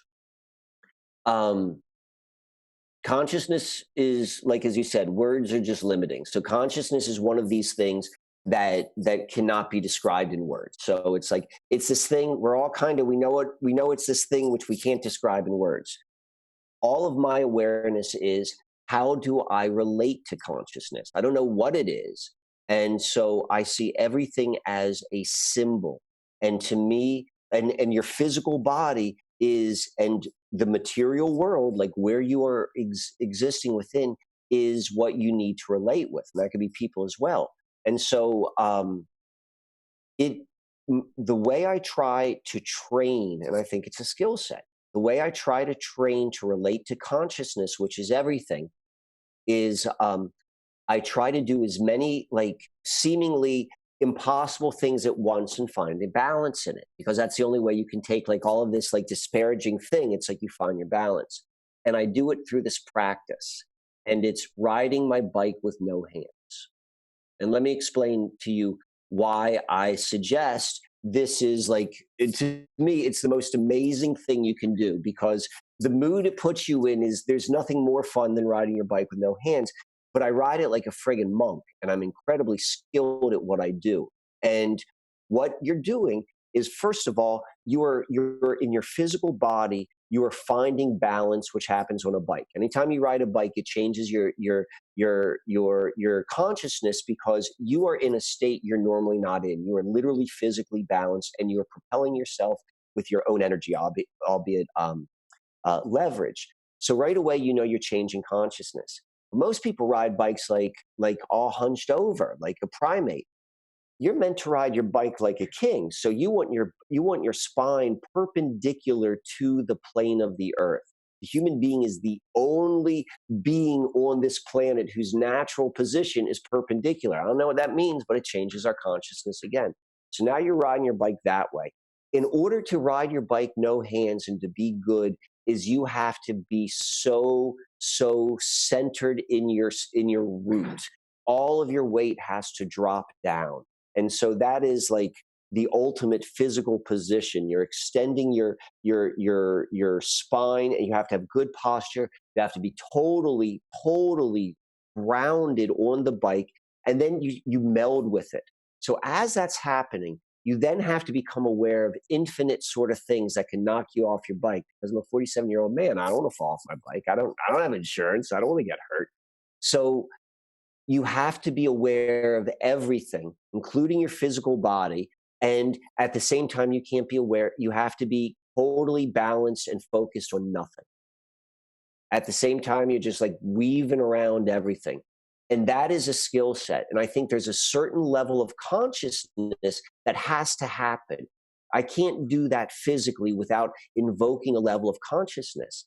And I do all sorts of other things when I like kind of building upon that. Most of all, trying to have as much fun as I can. And I have certain music going, and I'm usually really, really stoned. And it is the most fun I do all day. But I believe it's training. And I believe that that's just my training. I think it's an awesome training, but I think there are probably other things like, yoga or like any of these like disciplines which are really physical, but at the same time require all of these other sort of martial arts would probably, Aikido's coming to mind. The more we train in whatever we're drawn to, it has to be physical. We're learning how to integrate with consciousness and to find that balance. And I think there are a lot of clues out there of objective things which we can do and use to align to consciousness the way which it wants us to. I'm a big believer in structural integrity as well, and that it's really, there's so much to it, that it's again one of those things that falls outside the bounds of words. It's something that is, it just, it when you're in alignment, when your skeleton is in alignment. Yes. Now do that moving, right? It's like as you like figure out what structural alignment is, like imagine doing that, like the guy who's juggling. When you see someone who's like an incredibly talented dancer, I mean, that's what we're watching. We're like, because not only do they have amazing structural integrity, they have rhythm, and then they have grace. And you're like that is every single time someone's dancing and they can dance like that and they know what they're doing and they can bring like a level of reverence to their art form. Like they're training consciousness. When I was young, I mean all through my life until, I don't know, at some point it changed where I actually did get dizzy. But I was a spinner. I'd spin just naturally like a whirling dervish, and you see a lot of kids do this. It's very, very common. And I didn't understand the like kind of the psycho-spiritual stuff of that until later. It was my natural state to want to spin and then move the hands and get all. It was. Now I see it as a portal out. I see it as a way to create it almost like it shifts off your poles, your toroidal field. It is something, you're becoming a vortex. And in those states, when I would get so high from spinning that I felt like I was accessing other realms of consciousness, and yet still connected to the spinning eye. Right? There was still this awareness. That's a common thing with like witches and like the whirling dervishes. It's a focus, I think. Get you focused into the energy, to focus your intention and energy at one thing. I think you nailed it. Like that's the skill, and that's why you do it. And when you recognize the skill is learning what are amazing ways which I can further connect to consciousness, and there be like a real benefit which is tangible, like I connect to another realm, or maybe get information, maybe I just feel amazing in my body. I mean, I don't know what it is, but that's what I think is consciousness, and brought in a way. Human being can work with consciousness that way, and the more reverence and awareness and then capability. I mean, any of the flow arts, you see someone who's skilled in the flow arts, like it raises your consciousness just watching them. I mean, a lot of those. Yeah, ecstasis, amazing. Do you think I like working on a spirograph would give you the same thing? No, it was a joke. I That's classic I, Jerry. I think spirographs has the magic in it, Jerry, because I do They too. do. They do. I think there's real. So this is what I've learned from. There's probably there is a need maybe to focus more microcosm sort of like alignment. Yeah, I mean, there's all these different games. We're alive. We're in body. How can we have fun? How can we connect to consciousness in all these great ways? And drawing things, and particularly geometric, like I Mhm. see. Like what is that? Is that Marty McFly on your shirt? Is that who that's supposed to be? Yeah, That's a flux capacitor, flux right? capacitor and Marty Yeah. McFly with all the 88s. So I saw, at first I thought it was what is it? Metatron's cube. Yes. And I just love drawing Metatron's cube. Yes, me too. And there's something, it's like they don't really look good. And like I'm not doing it, but there's like I have a system of how I do it with the circles and like connecting all the dots. And like the first time you do it, you're like, wow, that's how you make a dot comes true. But something happens when you do that. And I think something happens with all of those like spiral things too. Do you so in this in light of all this, where does okay, so first of all, have you had this experience? Do you have these experiences? And do you think through this kind of state, through structural integrity, moving and the geometry of stuff, uh precognitive stuff, omens, be able to actually read events outside of the time you're in at the moment? Like remote viewing? Well, precog. So yeah, remote viewing or even any way you can get future events or unlock past memories that you had forgotten, or maybe cover memories so you see under the cover. Um, So the first part of the question is, do you have you had precognitive stuff or any kind of omen stuff, dreaming true? I definitely have.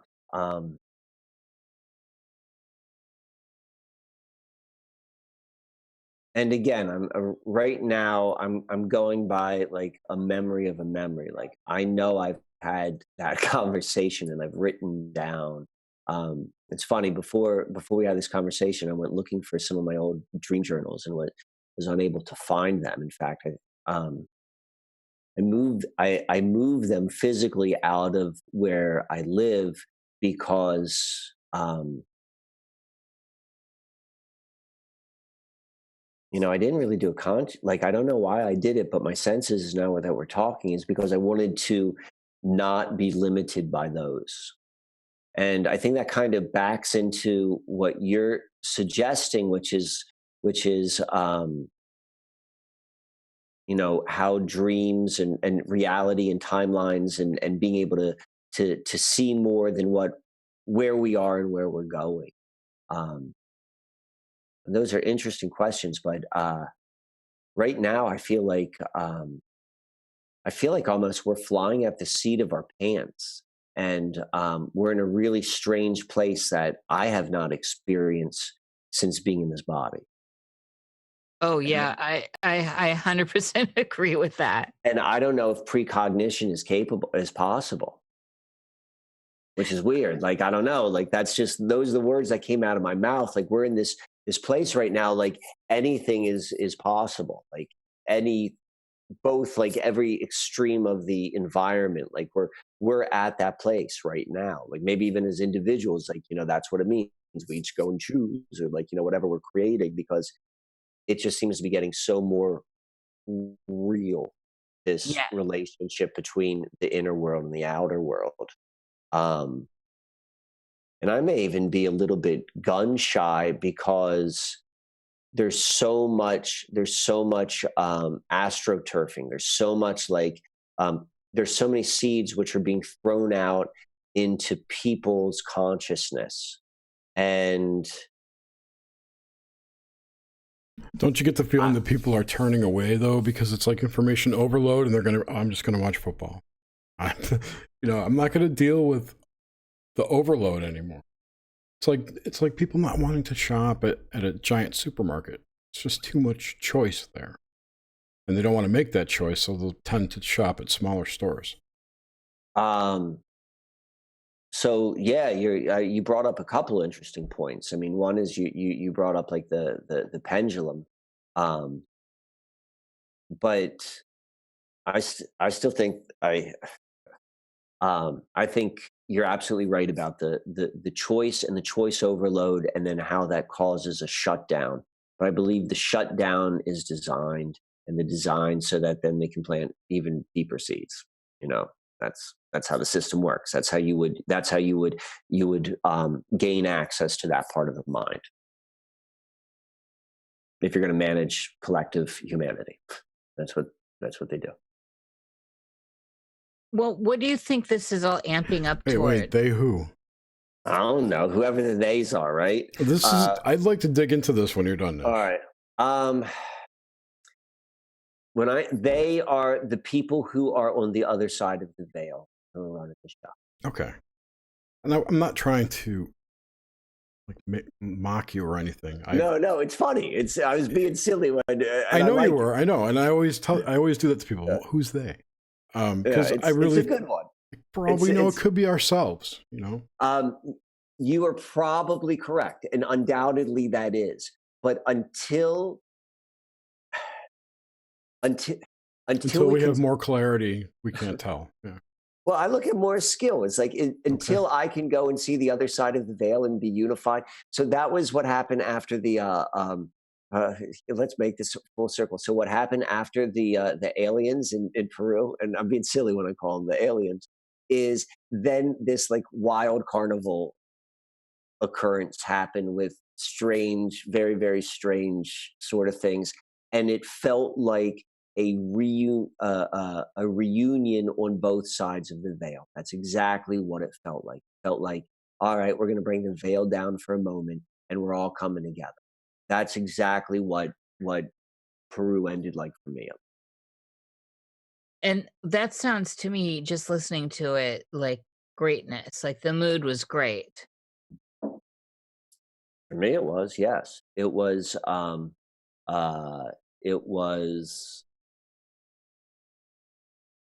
that was a spectacular night. In fact, I've got a couple. There's one piece of art in particular which I did, which is specifically I captured that night on my collage boards, big ones, 39 by 24 inches. Actually, your answer to the they though is one I think possibly my favorite. It's not by no means new, but it's my favorite that's come through in Nox Mente, and it's the other side of the veil. And a lot of times I think about, and when I think about real magicians I know in the world, I mean, I'm talking what I consider the real deal, and how I perceive working in that realm myself is there. So this is why I have certainly had a coven in the past and worked with physical people and physical incarnate and all that. But at this point in this stage, it's all spirit. It's all whatever is on the other side of the veil. It's all the otherness that very well could be in the basic Jungian terms, myself. Yeah. Right, aspects of my personality as it is separated out and to the different functions of it, and that's even juicier because then that what overlays onto the alchemical grid. This overlays onto the Metatronic grid. There is a million ways we can parse this out, but for me it is now the way I think of the they. It's the otherness beyond the veil of which we cannot see. And that otherness, which affects us, so if we're looking at it personally, if my shadow's out of control, it's out in the outer world being out of control. And it can have there can be autonomous real world, or as we're perceiving it, real world effects coming back to me because it's my shadow of my shadow projection, right? that if I were not in touch with the idea that that's my shadow projection, I could say that's a spirit or a demon, and I could further then Everything is separate it. demons. Right, but I could then further separate it from myself and then feed it. And of course, what we feed grows. Are you following me here? Yes, yes, I am. Yes, I mean, So and so I just wanted to say that I think is one of the best answers I've heard from people on the show, from a person on the show. I'm vibing with it. I'm feeling it. thank you. So I don't know. What are your ideas on death? Um, you don't die, I guess. I mean, I've thought about a lot of different things, but there's a feeling sense in me that like when you die, like it doesn't end. Um, well, um, I, I'm open to the idea that there's a population filled with um, inorganic beings that actually like when their physical unit dies, they they um they don't nothing happens, like it's over, game over. But I feel like for myself and for anyone who I've ever had contact with in the human world, um those people go on forever, or consciousness goes on, or it changes. What I don't know is if is or and I don't have an opinion on is whether or not I keep some semblance of who Mike Wann is. That's what I think is interesting. It's like the whole idea of like, you know, when we talked about like ego, or like what we represent, what that point of reference, that all it is. Like, I think that's the neat thing about being embodied. I'm more curious about the how it works with you know that ego, or maybe other ones. And when people talk about uh past lives, I mean, that's not really a hot button for me. But there's certain destined relationships, like, which I think, and I've seen it like in astrology, where I look at things, and if you know astrology and you compare charts, there's certain things you look for. And there's something else which seems predestined, or at least one layer outside of the veil. And I don't know how death interacts with it. I'm curious about that. That's intriguing to me. Yeah, well, me too. Obviously, I think it's intriguing that anyone is Yeah. actually really searching, because it's still, even if you have an out of body astral projection, however you want to define that experience of being bilocated, there's still there's still a membrane. There's still somehow Yeah. you're Yeah. still attached to your vessel, and you still come back, and it's like, okay, I'm back in this little timeline I'm playing in. And so there is something definitely other about death. There is something Yes. very mysterious, and of course, any con artists can certainly take advantage of it. I mean, we see religions that live off of it. Look at Yeah. all the Yeah. cults. Yeah. It's- Well, what I do find, there's I don't know if this is from a movie. I don't know where I heard it. I don't even really know if I know what it means, but it feels really right to me. And it's this idea of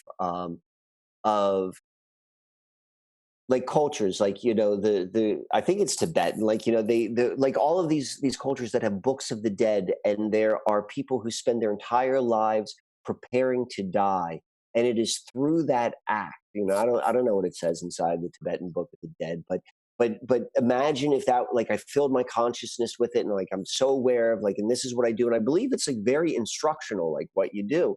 um that somehow frees you up to life, the whole paradoxical thing. And then when you flip it, and like, we live in a society right now where, generally speaking, like, death is the worst thing which anyone wants. So this is probably where I put more of my energy as it relates to death, because I think about death a lot. Is is this idea that our culture, or at least a majority of people, have so much fear or so much like even religious dogma um, tied to death. And I'm like, there's something else. And what happens if it was expressed differently? Like, going back to a culture which would then spend every moment in a reverent way. You're working with some dangerous stuff when you're talking death cults, and I'm not suggesting that, but there's something very, very intriguing there for me. I'm with you. Well, there's a lot of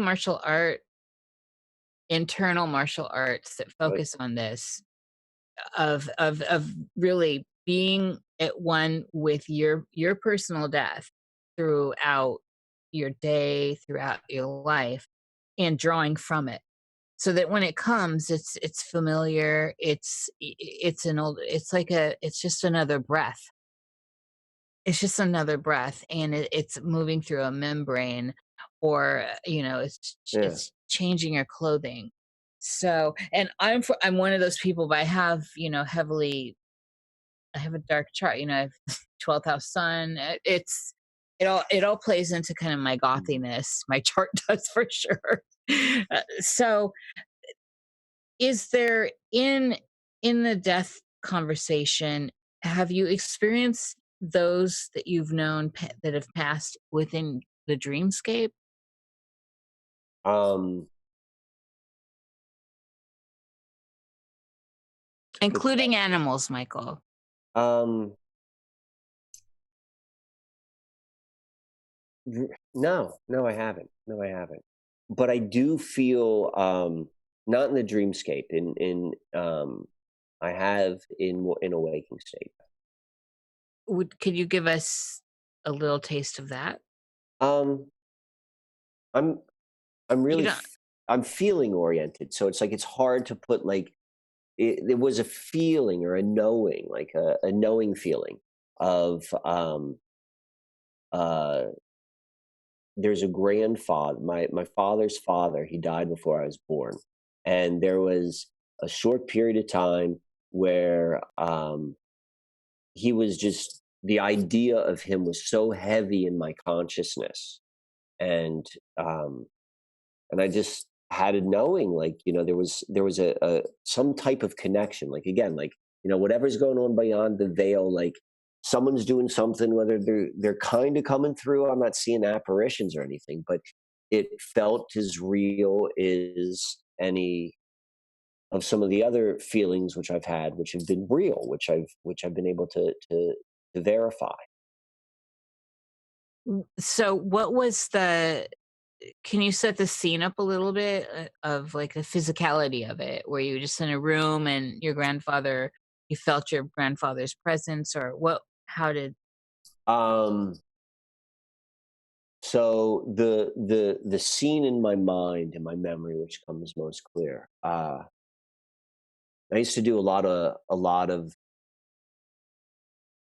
work in the garage. I'd make a lot of things out there, and I can remember walking out of the garage, and there was like this little porch before you would walk into the kitchen. It was like a breezeway. They weren't attached, and I can remember standing there, and it was dark out. I'm pretty certain I was the only one who was awake in the house, and and I may even had like a beer with me because I knew my grandfather was a drinker, and I just had this overwhelming knowing that there was a connection. Like, I didn't have like words in my head. There wasn't a conversation. Um, I just felt like, I felt connected. That's probably the best way to describe it. I felt connected to him in a way which I had never felt before. And so I'm interpreting that as having some sort of connection um, with him. And he's dead. That's great, and that's a perfect note for me to uh, hand it over for that. This is usually, we're like exactly at 2 hours too. This is usually where I hand it off to see if we have questions, and that is a beautiful place. This is a beautiful place to do that. from the audience. I'm waiting for questions. No one's come up. They're just in awe of the guest. Yeah, this has been a delight. It's so easy. Well, thank you. I've had a lot of fun myself. I felt a little bit more At ease. more open on my personal opinions and personal life than I normally am, and I'm a little bit Venus Capricorn. I like to I'm tight to the vest that way, and Well, so I felt it was fun for me to be a little bit more open. So thank you for creating the environment for that to occur. Well, and especially if I love this back Zoom page where we can see, I can see you at least, and you're really fun to watch. I've been really enjoying you, Michael. oh my God. So, all right, Jerry, did any questions pop up in Yes, this? I've got it now. If listeners were going to embark on an exploration of the hidden esoteric aspects of the living environments around them, where would you recommend they start? All right, that's a great question. So this, if you want to, in my opinion, of going through this, I think there's something which is missing right now in our relationship with our physical environment. And it is an emotional, mental connection with the environment, not just like necessarily going out and like, oh, this feels good, like, or going deep into the woods, or like I want to have a mystical experience. It's specifically recognizing that whatever is that emotional, mental state which you're really going through in life, being able to find a place in the natural world, and it should be easy. I mean, there's certain people who their easy is going to be going really, really deep backwoods, but for the majority of people, it should be accessible in your county parks or something like that. And you want to look for something that is a physical reflection of kind of the quality you're feeling. So the quality you're feeling, you want to make it general. And the way I see it is it's known as the life cycle, or was known as the goddess cycle. And it's like everything is born, everything lives, and then everything dies. And by everything, that's like everything. That's every thought, every idea, every emotion, every relationship, every person. Everything goes through that process, including your inner world. And recognize, like, particularly if you want to take the bull by the horns, like it usually, if there's something you want to release, this is often on this model, it begins with the release, something which is going to die.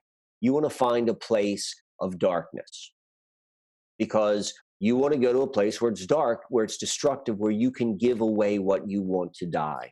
And so when you look for darkness, you got to be smart. I'm not saying don't do anything stupid, but you can look at it from any sort of ways. And we talked about this in the very beginning, where like everything is a mirror reflection. So if you know that something really dark happened in a certain place, like it has a history, there's a darkness there. And if you see there was a place of like, maybe where there are remains of an animal, you could be like, this is a darkness. Or maybe there's a place which just feels creepy to you. Like, there's this cave and I don't even like how it looks. Like recognizing both it should be physical, it should be rational, it should make sense. So you're trying to link the rational mind with what you're seeing, with what you're feeling. And when you do that, you're connecting on this mental, emotional. You're going for a reason. You're finding a part in your natural world which looks like what you're trying to acquire or trying to line up with.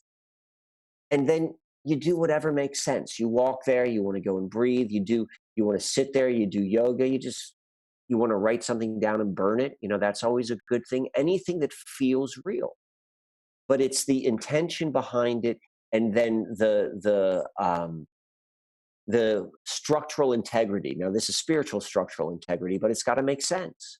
And the more sense it makes, well, then the more fire there is to that experience. And so I said death. A birth one is probably any place which is inspiring, with great views, maybe tall trees. Look for names, look for views, look for like, you know, anything which is really going to inspire.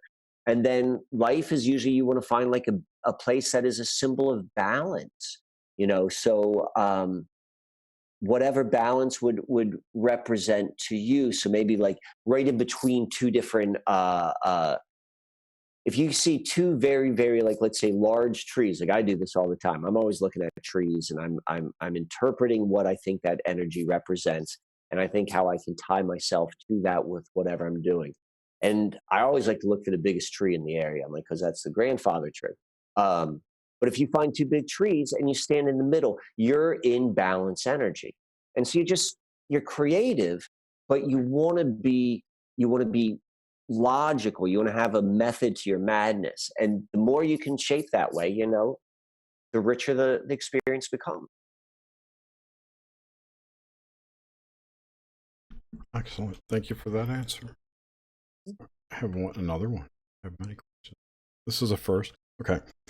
What does, I'll state it this way. What does, quote unquote, the veil mean to you? The stuff I can't, beyond what I can see. But what is that thing that separates? Okay. There's a place where you can't see anymore. Like you look out at the stars and like there's something behind the stars and it's dark. I don't know what that is. I don't know how far back it goes. I don't know if it's just like, you know, it's netting, or maybe it's like, you know, some sort of plasma membrane. Don't get me started on it. Exactly. But That's so great. Oh no, but I recognize it's something. So it's not like I'm like I'm not specific. I don't know enough information, but I just know it's there. It's like where I no longer know, where the horizon ends, where the 12th house begins. Isn't that from the Wizard of Oz? The horizon. All right, I got another question here. So someone asked if you're familiar with Jimmy Sheckard. Jimmy Sheckard. No, a memorial of him at Glatfelter Memorial Field in Columbia. He was a Cubs leadoff batter for the final game of the 1908 World Series.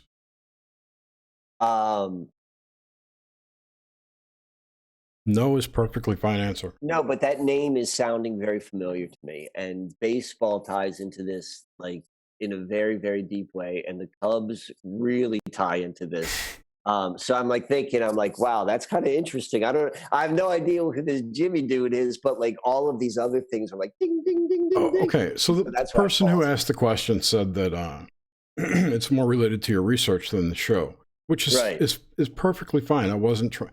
I wanted to know what kind of answer I was heading into. Anyway, but he's this woman's great uncle, and she was so weirded out when she heard your interview on THC because her family's from over there. All right. I'm sorry I weirded her out. Like that's never my intention. I'm sure it was weirded out in a good way. Like when you get weirded out as your feedback, you're like, I don't know how I want to feel about that. I was trying to make you feel at ease. Well, if she's a THC listener, you know, come on. Joking. I know, I'm being silly. We love Greg. I'm being silly. Thank you, Anne, for that great question. Thank you, Anne. I'll ask one more because that's all I can see. Yeah. How do you manage your energy? Not very well. Yeah. I feel you. I don't know. Like the last 5 years, I feel like I mean, you know, we talk about astrology. So I like going back to astrology because it doesn't feel quite so personal, particularly the astrology, which I know my experience matches the paper. So I don't have a single planet in an earth sign or in a fixed sign, and I only have one planet in an earth sign. So, and everything's mutable. And what that means is my energy is all over the place, and it's really, really, really hard for me to ground. And I try to create ritual or more so schedules, but schedule is a ritual, you know, your morning ritual, your afternoon, getting in nature. If I don't ground, it's really hard for me, and managing and that's what managing the energy means to me. I try to find as much order as I can, but that is not my go-to move. All right. So that's all I got. That's all the questions. All right. Jerry has no fire in his chart. Yeah, I was going to say that. I would have told you that like 20 minutes ago. yeah, it definitely shows. Why? It's because you ground. If you haven't noticed, like if you look at the dynamic, like we can see on the camera, I can see myself on the screen, I can see you. I've got a lot of fire, and that's what fire is like. But fire can't exist without grounding. And we're looking at you, and that's like metaphorical, and that's literal, and it's all that sort of stuff, and that's like just conversation that's between people. And you ground this dynamic, or your presence is the grounding force in this dynamic. And so I'm very aware of that. When I say that, I mean that in a very appreciative way, because too much fire just burns down the house. Yeah, I have a lot of fire in my chart too. That's why Jerry and I work so well together. And I don't manage my energy well either. So there you go. I don't think we can. But now that you're included in the Nox Mente guest family, you're protected by our bubble of protection. So yes, you're in our bubble. You're not. Thank you. You're welcome. That goes for all the listeners, past, present, and future. Well, what? Ask him what? Oh, come on, Darcy. I don't know what you said. I don't know what you wanted. So my shout out to everyone in the chat, which I do not read, as you all know, but I love you. Thank you for being here. Okay, great. So thank you, everyone. Did you want to plug anything? Yes. So I'm in the process right now of developing a workshop, which I want to be able to go and travel with.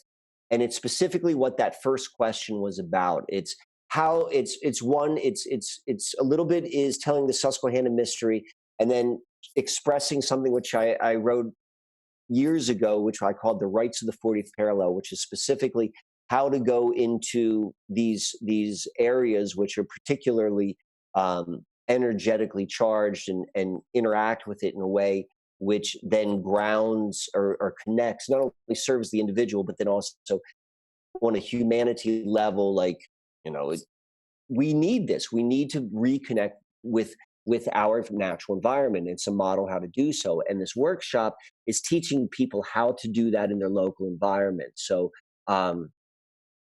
hopefully by the spring, I'm going to have something. And if anyone who's listening has the capability of hosting something like this, definitely reach out to me, because I'm looking for places. I'm talking to some folks out in Oregon right now, because I'm doing all this East Coast stuff, but I want to go further away. And so if that makes sense, you can find me on Susquehanna Alchemy on Facebook, or definitely follow the stuff on Instagram, Susquehanna Alchemy. That's probably where I put out a lot of stuff, a lot of interesting stuff, not, this stuff. I make a lot of what I think are good digital collages and tell stories and stuff like that. So if you like that, you can go there. And you've got a YouTube channel. Oh yeah, I got a YouTube channel. That's where you can see all the videos. Like, I mean, I should. I'm not the one who's doing this. It's like, it's not my skill stuff. But on YouTube, Susquehanna Alchemy, that's where all the videos are of the Susquehanna mystery. They were purposefully done in a way that they're never really tied up, and that's part of like what was said in the beginning. Is like, I don't want to lead to any conclusions, but I mean, I certainly have my conclusion. But it's all of the.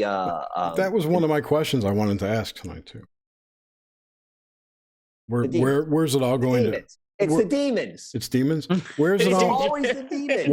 What's next in the progression of events that have happened along the Susquehanna? Well, they closed it.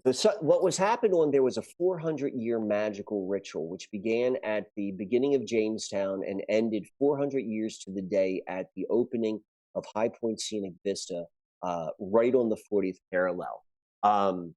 And so Well, that to right? me just means that they did the ritual and then they locked that energy in there, so that whole region's going to be affected by it. So there's a little bit more to the story. I'm sure there is. You don't have to get way deep into it. We could save that for another time. We can save that for another time, but I will say this. They had a limited amount of time to utilize the Susquehanna. A river isn't what you think it is. The outer space isn't what you think it is. What they did was it's like a tamed water elemental is the visual I just got right now. It was a tide to the tree, and we're going to force you.